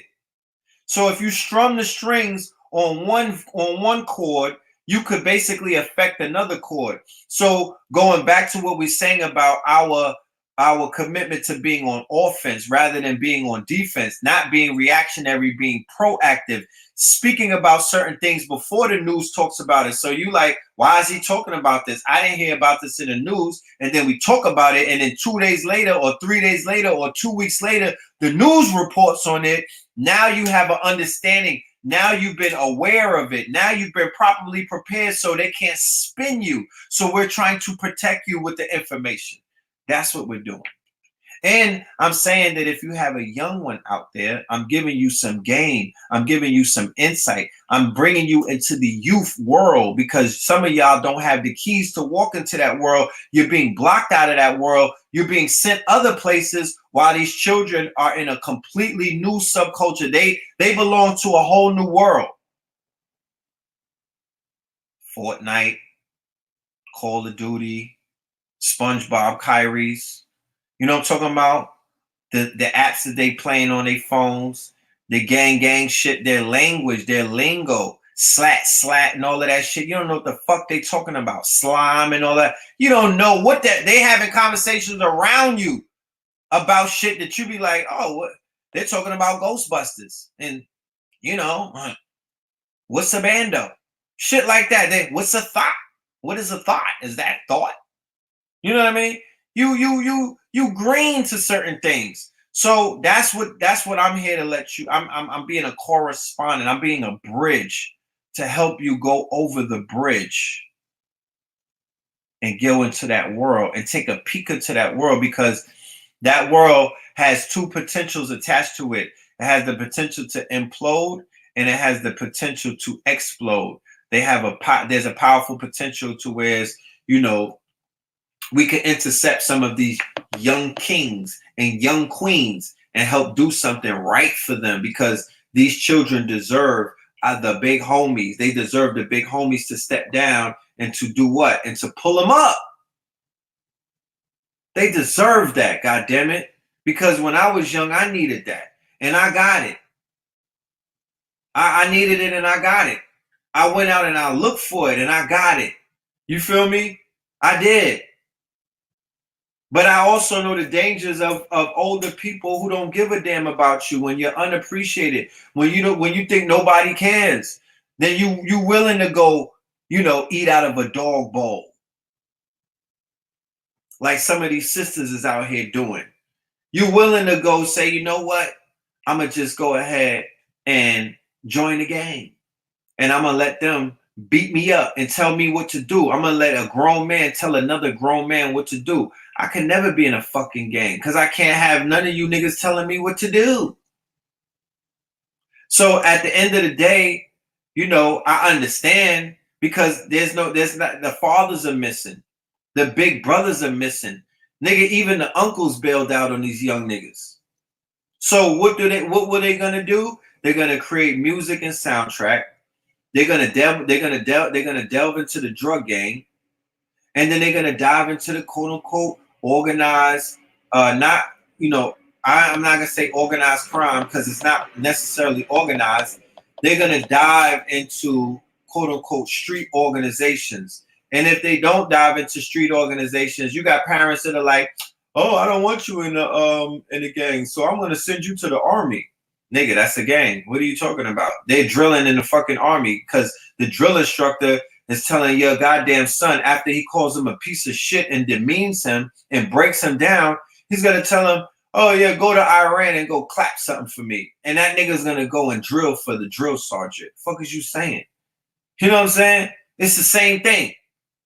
It's the same thing. It's still a gang. It's Uncle Sam's gang. And that's the biggest gang out here. Suicide, depression, anxiety, homosexuality. It's mad things going on out here, bro.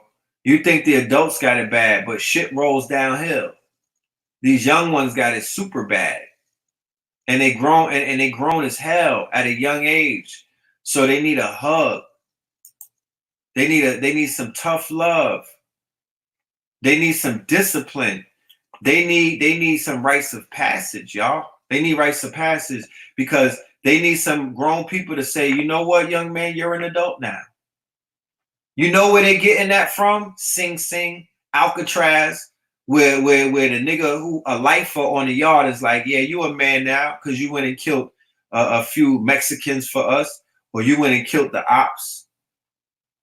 Or in the hood, you got these old niggas in the drug dens, or you got these old dudes in the neighborhood, and they like, yeah, you a grown man now because you came home from doing 15.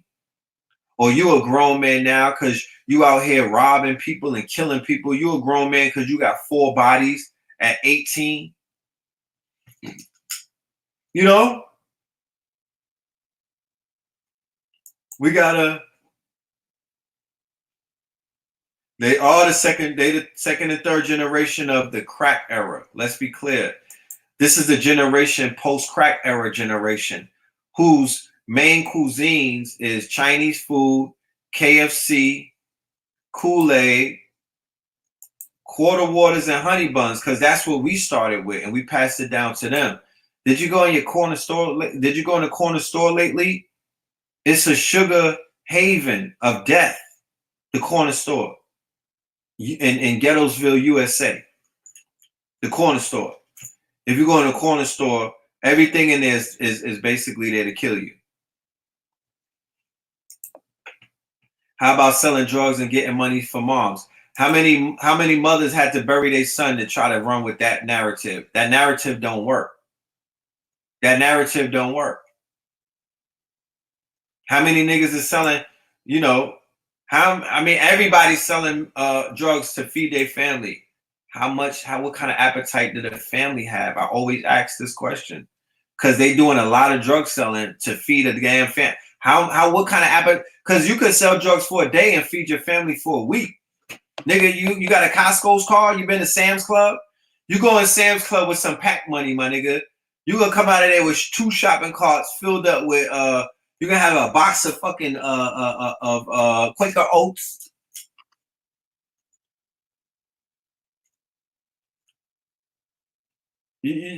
Like, I don't want to hear that. My family gotta eat. Well, goddamn, just hustle for 3 hours then, if that's the case. Just get off 1 pack.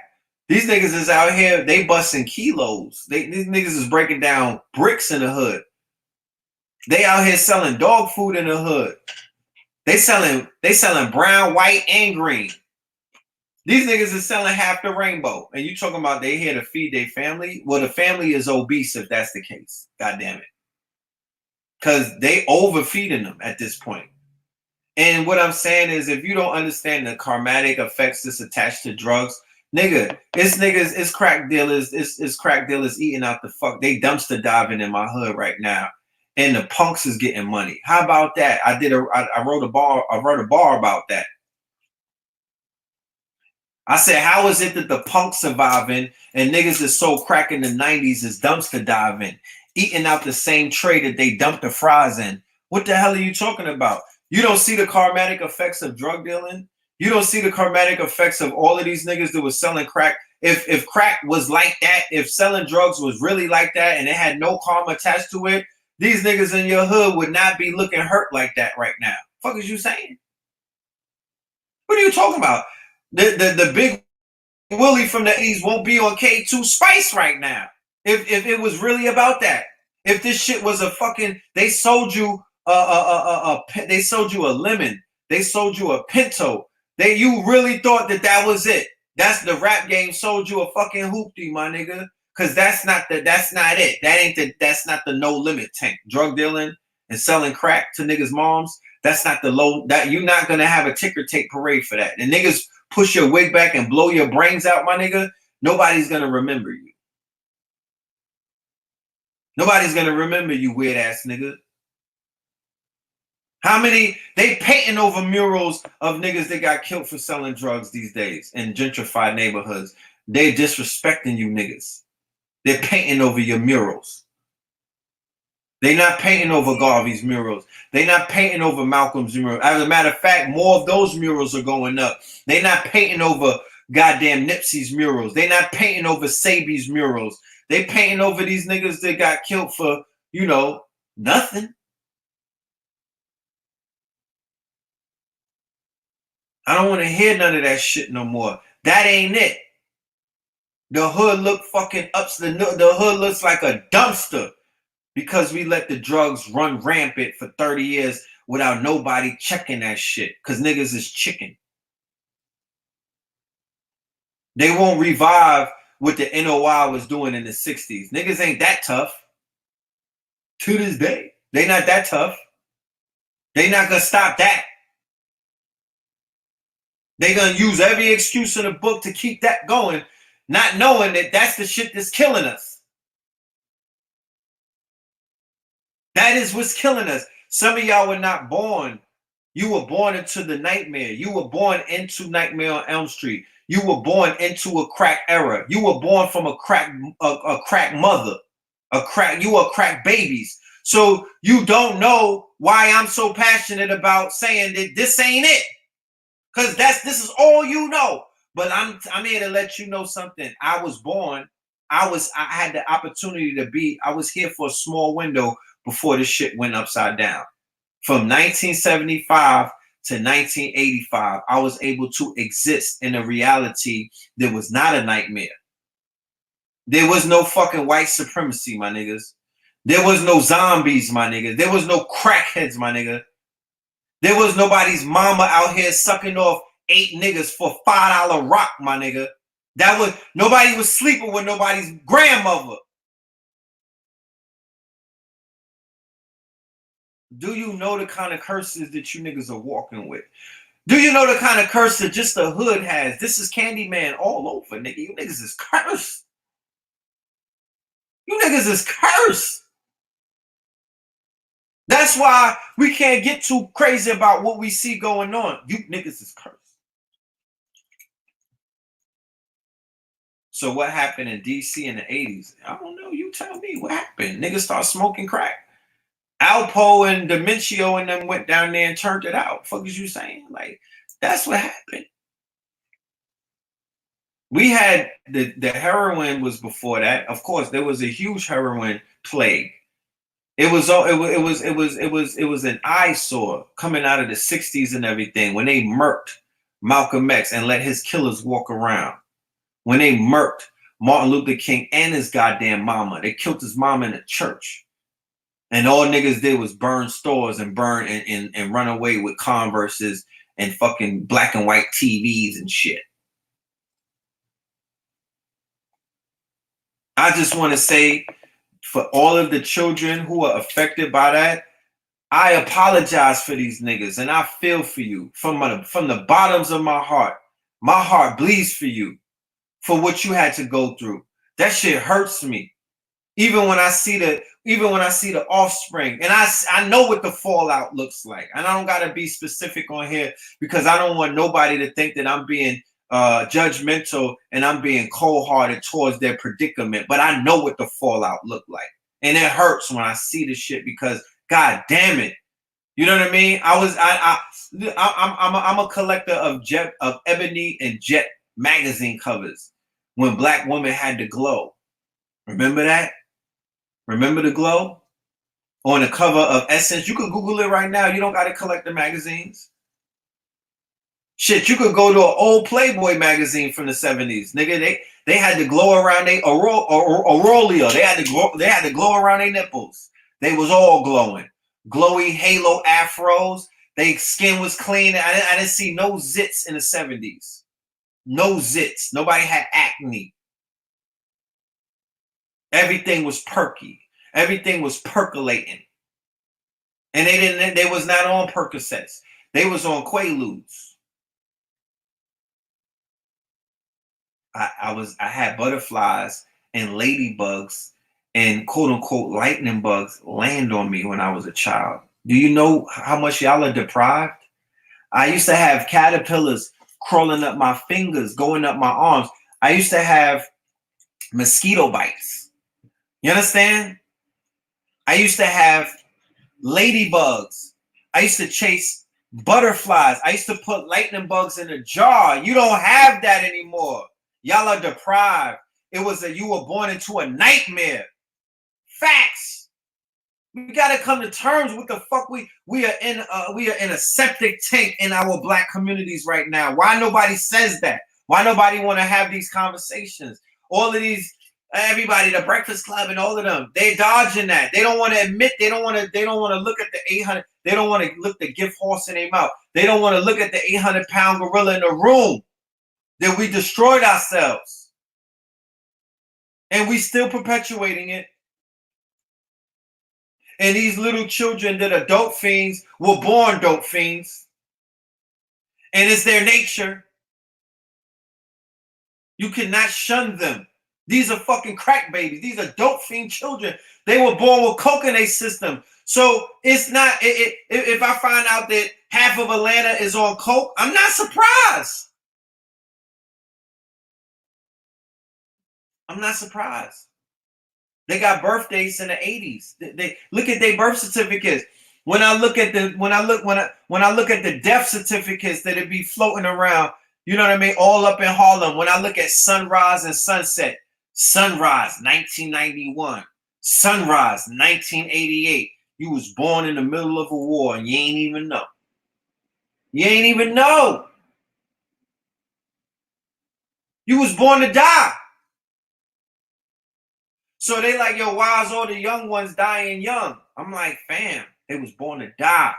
And you niggas turned your backs on them. No, our community was not there for them. We have no village. We don't got a fucking community. Let me describe what a community is. Because to be honest with you, I'm going to have this conversation with the higher ups in this quote unquote conscious community. Should we call ourselves a community or a village? Is the fact that we're not productive because we're saying that we're a community, and we cannot fulfill community until we become a village. So this is the definition of a community, right? We just want to talk about conscious community. Community is this. Come on, camera, clear up. I want the family to read with me. My shit's supposed to be AI. I'm supposed to have the... Anyway, you can't see it, but an interacting population of various kinds of individuals, such as species, in a common location. That's one definition. Community, a social state or condition. Community, joint ownership or participation. Community, social activity, fellowship. We are not that. A body of persons or nations having a common history or common social, economic, and political interests. A group linked by a common policy. An interacting population of various kinds of individuals in a common location. So I would say, are we a community? What do we have in common? Do we got melanin? That's not enough. Definition of community: a unified body of individuals. A unified body of individuals, right? A unified. How many unified bodies? Because what happened in this community? They started going at each other because they found that they were different.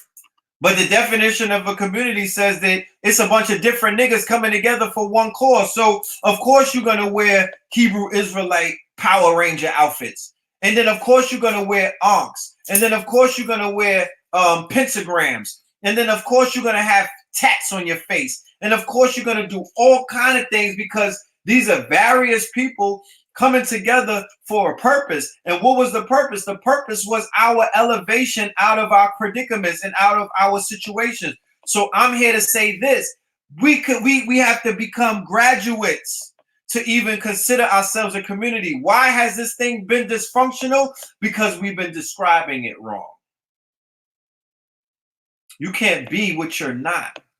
Okay? So that's not to disown, that's not to quote unquote bemoan my people, because I love my network. I love what I call the community. I have an innate love for, because if I did not have love for y'all, I would be attacking this community at every single angle, because it's attackable.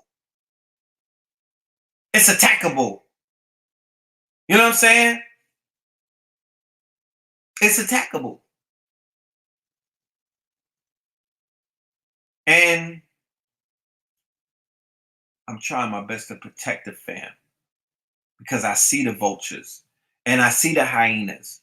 And I done seen niggas get mauled and torn to pieces in the Serengeti. I seen the people get attacked. There's a whole, it's like the Hotel Rwanda in these streets. You know what I'm talking about? It's a lot of people getting washed up in these streets that claim to be conscious by other conscious people who here take advantage of them and take their ass for a spin. Because this is a marketplace, first of all, and this is a village. It's not a community. It's not a community yet. It's a village, and it takes a village to raise a child, but this village don't raise no children together. And this village don't eat together, and it don't break bread together. And this village don't really do village like shit. They doing shit that the village niggas that sing YMCA is doing. They doing shit that the village people are doing, but they not doing village activities. You understand? They not doing village activities. So when we get on some village shit, then we could start talking about we a community, and we could use our numbers to empower ourselves, because our solutions is in the community. It's in the numbers. And I'm not going to leak all of the solutions, like I said, at the moment, because you know, it's available. We got plans. We got vision. We got all of that. But I need you to come into my private buildings. I need you to come into my private fraternal organization. I need you to come behind the doors. I need you to trust me and become one of the members of what it is that we're doing, because I'm telling you, if I hear another nigga running with my cloth, I'm gunning them down. I'm gunning them down. Intellectual property is of value. Intellectual property is commodified. Intellectual property is one of the biggest exports coming out of America. All of this conversation is intellectual property, but the plans, the goal, the visions, the plans, the step-by-step plan, all of that is intellectual property. It all has to be trademarked, and I'm not throwing that out to just anybody who I can't see face to face. And you have not shown a commitment that we are part of the same village. And I'm not speaking to anybody in here to be facetious in any way. I'm just trying to explain to you, in order to have anything work, it has to be in secret. To get anything really popping, you can't get nothing popping in the public. Not on this internet, not on the nigga net. It has to be when fruits and vegetables grow, are the roots in the dirt, or are they exposed to everybody to see? You see what's going on in private by indications of something budding through the ground. When the baby is in the stomach, right? Gestating. You don't see the baby, you don't see the growth of the baby. You see evidence of the child. You see a bump, you see a baby bump, right? You see the baby bump, but you don't see the baby being, you have to get a sonogram to actually see inside of the stomach, or the womb for that matter. So everything is being done in triple darkness. Everything is being done clandestinely. Everything is being done on the low. Everything is being done on the low. In order to even have our power manifest, we got to keep it on the low. Real killers move in silence, and real G's move in silence like lasagna. So that's why we've invested our money and our supporters as well. Shout out to all of my Patreons. Everybody that believes in us, because your faith, by showing faith and belief in us, you cast your vote with your dollars. And for everybody that supported us, you allowed us to be ahead of the curve and to get our technology on. So the apps that we're about to roll out is going to solve everything that I've been talking about tonight. It's going to provide us with some solutions. It's going to get us amongst a network of some powerful people who are really about that life. They're not just talking about it. They're living it to the point where they don't want to talk about it. How about that? You're going to get to a point where you start living this shit and you're going to be on mute. Yo, Wild Red Pill don't talk no more. Nigga, I'm a monk. How about that? I took a vow of silence. You know what I'm talking about? I let my dollars talk, nigga. I let my watch talk for me. I let my bracelet talk for me. You know what I'm saying? I let these rings talk for me. But I don't got nothing to say because you niggas got you got a decade worth of information out of me.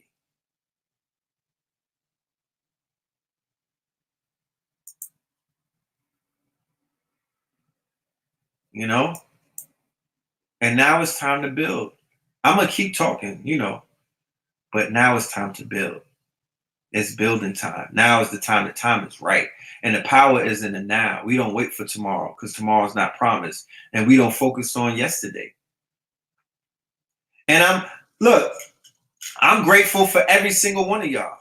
I'm here to let you know I am the most gracious. I'm a servant to every one of you. That's why I do what I do. I'm a servant. I'm so grateful that at 3 a.m. in the morning, 500 of us is out here building. This does my heart well. This gives me the inspiration. This makes me wake up and know that I'm doing something right. This makes me feel like a God, right? But not a God where I'm over somebody, because we are all God. We are all reflections of, we dealt with the inky thing. Don't worry about that. We are all reflections of each other. And I need to see you prosper so I can prosper. And I want you to see me prosper so you could prosper. Because if you haven't figured out by now that I'm just like you and we're the same person, so to see me succeed is to see you succeed. Because when I succeed, you succeed. That's how this network is going. This is how this thing is being built. We're not hating on each other. We have a vested interest in each other. So if I sabotage you, then I sabotage my interest. And that's what I had to implement as a fail-proof anti-nigga Norton device. You understand? That's my nigga vaccinations, that we have to create something where everyone who is participating is going to have their self-interest, you know what I mean, dealt with. Because I'm not retarded. I know that we all have to satisfy our self-interest because that's our nature. So believe in me because I believe in you. Invest in me because I invest in you. Trust me because I trust in you. And we'll get places. You know what I'm talking about? But if you don't have that kind of commitment, then I got love for you. I love you. I got love for you, but we just can't walk this walk together because there's some ingredients that's gonna be required in order for us to grow, in order for us to develop. It's the same in any way that you look, on the team that Kobe played for, on the Lakers that LeBron is playing for, on the motherfucking gang that Pop Smoke was the general of the quote unquote army that General Butt Naked is out here running down and drilling niggas with. Those same tenets that I just told you, if those are not in place, those teams don't exist. How about that? So let's start focusing on building this team, because teamwork make the dream work. And I'm ready for my dreams to work for me. And I want your dreams to work for you. And like I said, I'm not out here trying to get your Social Security. I don't want none of that. I'm not promising you no shit that I can't deliver. All I said is that I'm going to show you beyond a reasonable doubt that the only thing that we needed was a community. The only thing we needed was some numbers. That's it. Niggas is gonna be like, yo, Red is out here scamming us because all he needed all of us to come, all he ever needed us to do was just to come together. I don't care about your religion. I don't care about none of that. I don't care about your complexion, my nigga. I don't care about your background. I don't care if you left-handed or right-handed, fam. I don't care. I want 1 million of you on this fucking team so we can make history on the low. Because once they found out what we're doing, they're going to try to monkey wrench it. This is going to be on the low. We're not going to get Malcolm X'd. Rest in peace, rise in power to the God. Pop Smoke, he died a day before Malcolm X. And in his video, Christopher Walken, He has a helicopter crashing, and he has Malcolm X in the goddamn video. I don't believe in coincidences. I believe in meme magic. I believe in the power of the internet. I believe this is a spiritual motherfucking applique right here, and there's all kind of spirit cooking going on. But I'm gonna deep dive into it in my upcoming lecture. So I want the family to go to Eventbrite and put "Fear of a Black and More Messiah" right here. Year of Fear, hashtag Year of Fear 2020. Hashtag 2020 Year of Fear or Fear of a Black and More Messiah, and go and get your tickets. It's only $20 for March 5th. We're going to be doing a 4-hour lecture where all of the talking that I'm doing right now, it's going to be visual. You're going to see some real good information. If anybody wants to get part 1, $20 in email to the Cash App. You already know what it is, and you will get that video on demand. I will email that to you. And yeah, that's what it is. And I think that's about it for tonight. We put in a lengthy show. Shout out to all of my guests tonight. Blue Pill.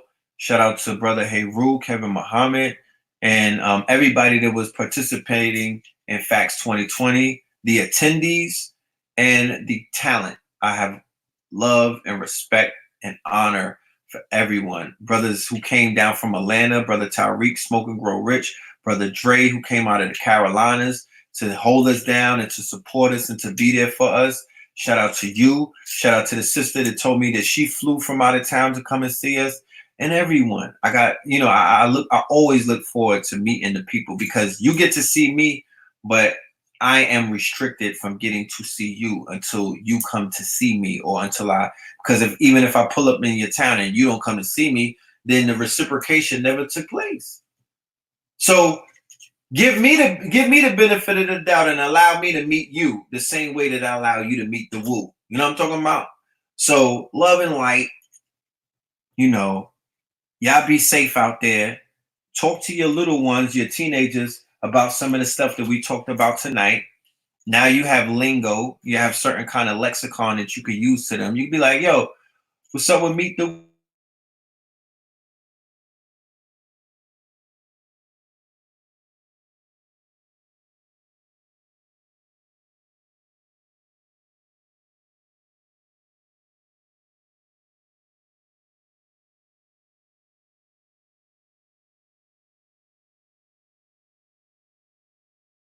being said, leave a tip for this plate of food.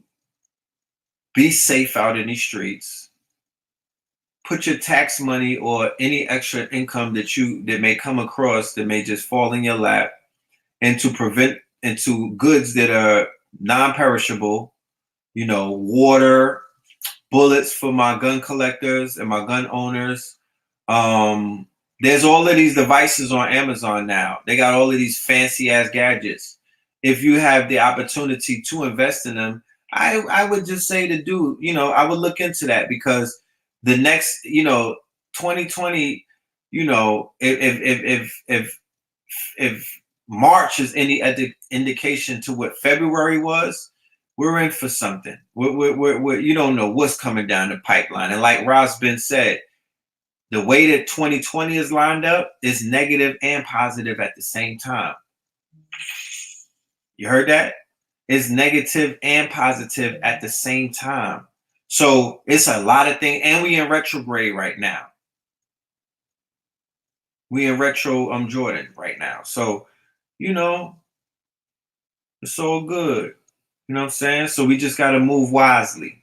And everybody that's out there, y'all all legends. So I already know that y'all don't have no problems moving. Y'all moving with the right energy. And people that move with the right energy are protected. So give homage to your ancestors. Right? Pay homage, give thanks when we wake up every morning for being here, because this is not promised. This is a topsy-turvy time that we're in. And continue to study and continue to read.